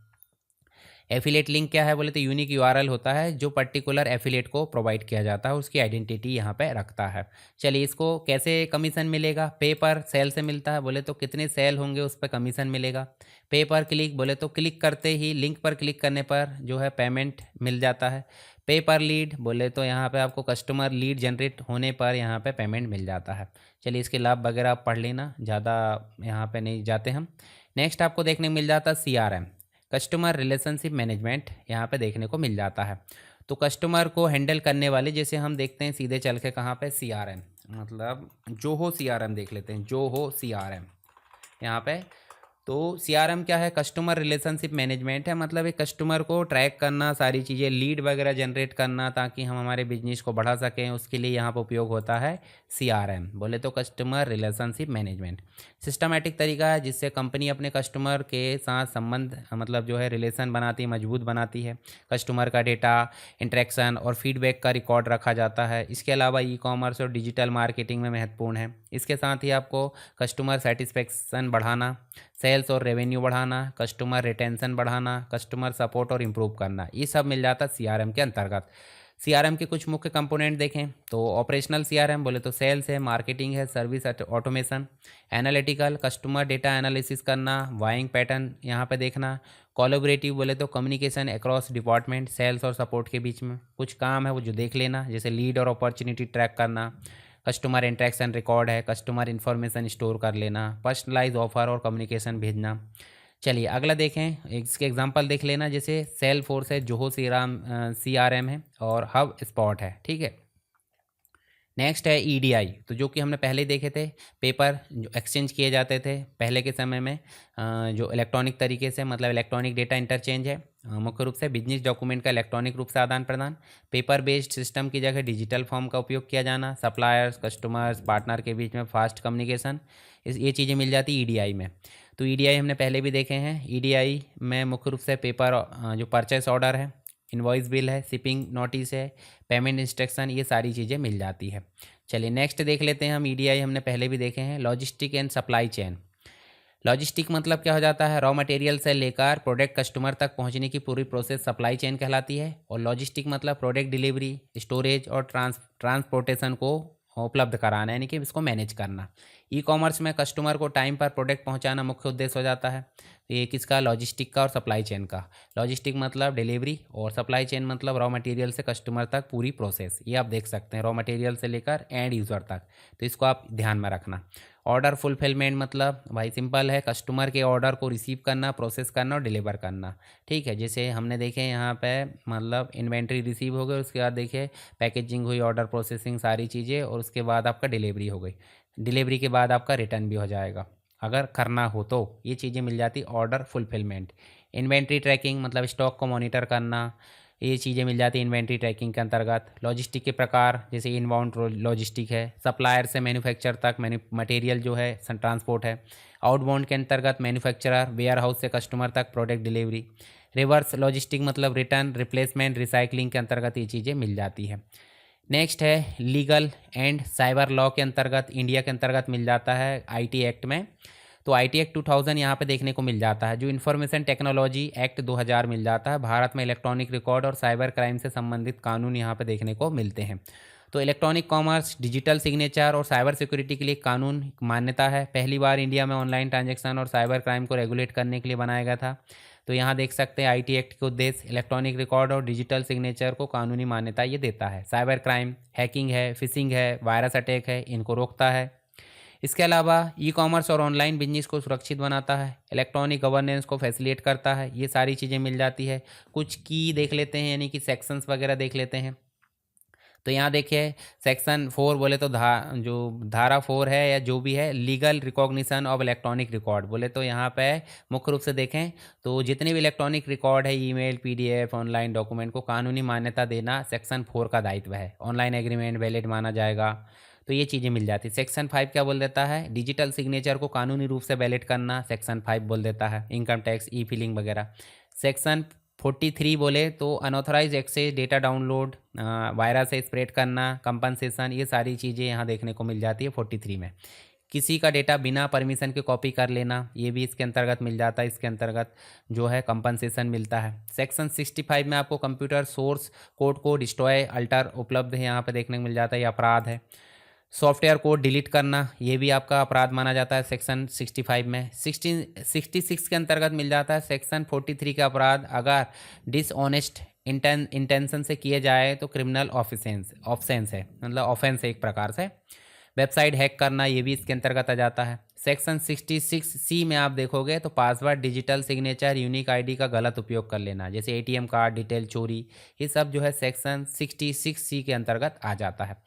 66D के अंतर्गत आप देखोगे तो आपको ऑनलाइन फ्रॉड और फेक आइडेंटिटी से धोखाधड़ी मिल जाती है, यानी कि फेक लॉटरी ईमेल है।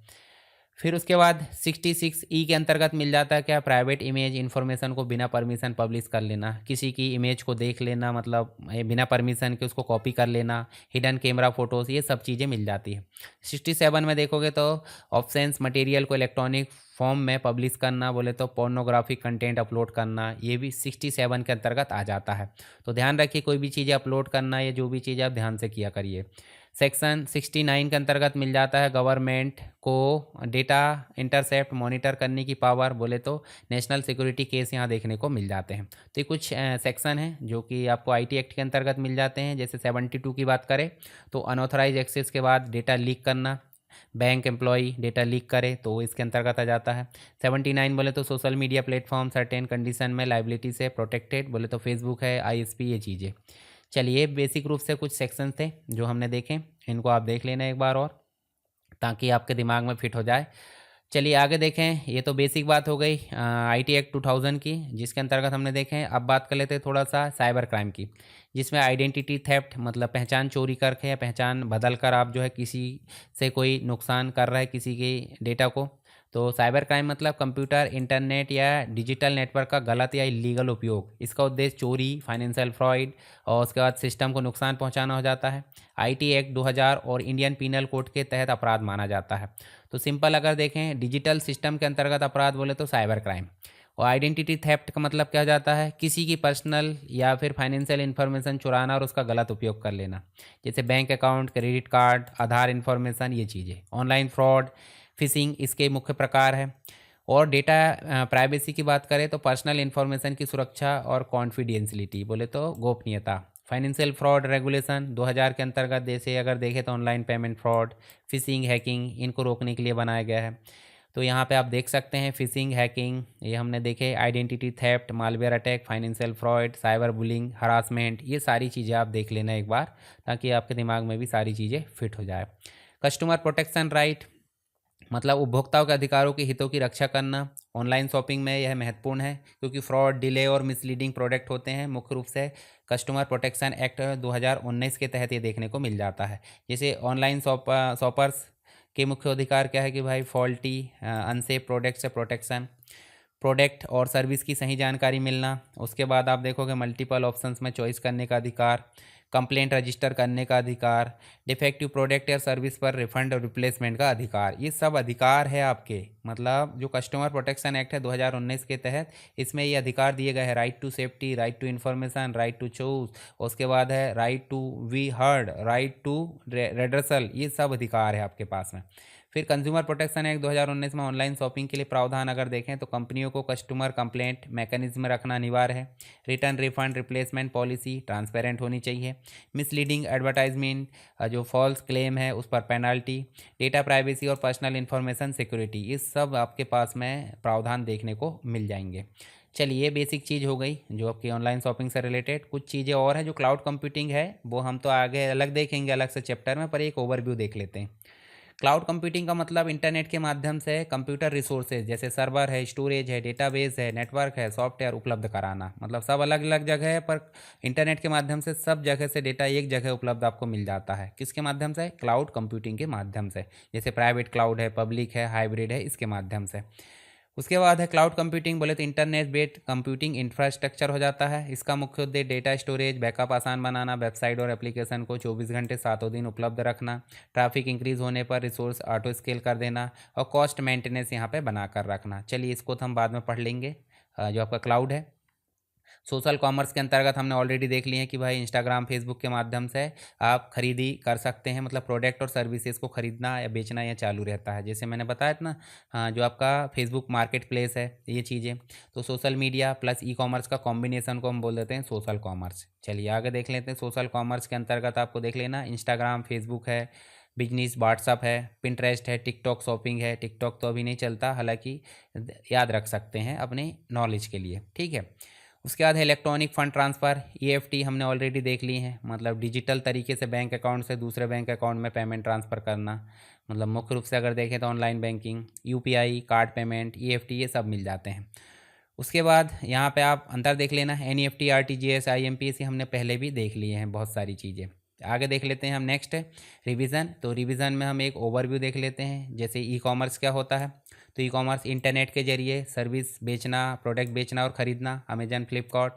उसके बाद डिफरेंट बिटवीन ई कॉमर्स और ई बिजनेस, तो ई बिजनेस बड़ा रूप है जिसमें पूरा व्यापार ऑनलाइन, और ई कॉमर्स छोटा रूप है जिसमें खरीदी बिक्री शामिल है।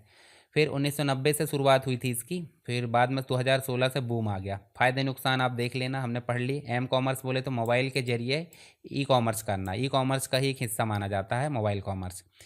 इसके कुछ प्रकार है, बी टू बी हो जाता है, business to business, B to C, business to customer, और फिर उसके बाद बी सी टू सी बोले तो customer to customer, classified, OLX वगैरह। सी टू बी बोले तो customer to business, G to C मतलब गवर्नमेंट टू सिटीजन, और बिजनेस टू गवर्नमेंट, इस प्रकार मिल जाता है।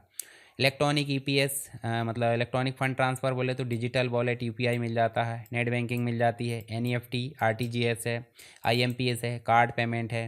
उसके बाद है आपका पेमेंट गेटवे है, अथेंटिकेशन है, ये सब मिल जाता है। ई सिक्योरिटी में आपके सिक्योरिटी थ्रेट्स हमने देखे हैं, साइबर अटैक, फिशिंग, हैकिंग वगैरह। एसएसएल और टीएलएस भी हमने देखे हैं वेबसाइट की सुरक्षा के लिए। डिजिटल सिग्नेचर देखें, डेटा मतलब एक प्रकार से सिक्योरिटी के लिए। फायरवॉल भी हमने देखे हैं। फिर इसका डिजिटल मार्केटिंग देख लिए, सर्च इंजन ऑप्टिमाइजेशन देख लिए, सोशल मीडिया मार्केटिंग देख लिए, ईमेल मार्केटिंग देख लिए हमने, एफिलिएट मार्केटिंग है, कस्टमर रिलेशनशिप मैनेजमेंट है, इलेक्ट्रॉनिक डेटा इंटरचेंज है, लॉजिस्टिक वगैरह देख लिए, आईटी एक्ट से रिलेटेड सभी धाराएं हमने देख लिए, साइबर क्राइम देख लिए, कंज्यूमर प्रोटेक्शन है। उसके बाद हमने क्लाउड कंप्यूटिंग, सोशल कॉमर्स और ईएफटी, इसके बारे में यहाँ पे बात करें। तो इस प्रकार हमारा जो है एक कंप्लीट रूप से सरसरी नज़र से हमने देखे जो जो चीज़ें हमको जो है रिवीजन करना था। उसके पहले हमने जो है कंप्लीट रूप से डिटेल में सारी चीज़ों को डिस्कस किया है। आई होप सारी चीज़ें आपको समझ में आ गई होगी। फिर भी अगर कोई चीज़ें डाउट रहती है, कुछ भी रहता है, तो आप मुझे कमेंट बॉक्स या फिर टेलीग्राम पर पर्सनल मैसेज कर सकते हैं। वीडियो पसंद आया तो वीडियो को लाइक करें और अपने दोस्तों के साथ शेयर ज़रूर करें, ताकि जो है ज़्यादा से ज़्यादा लोगों तक वीडियो पहुँचे और मुझे भी मोटिवेशन मिलता रहे। ठीक है, कमेंट कर दिया करिए जब भी आप वीडियो देखते हैं। तो वीडियो में कोई भी चीज़ हो पूरा देख लिए, नहीं भी कोई क्यूरीज भी नहीं है तो भी कमेंट कर दिए कि भाई अच्छा है, बुरा है, जो भी चीज़ है, तो मुझे भी थोड़ा सा रिस्पॉन्स मिलते रहेगा, ताकि मैं आपके लिए आगे मेहनत करते रहूँ। चलिए मिलते हैं नेक्स्ट क्लास में, तब तक के लिए जय हिंद।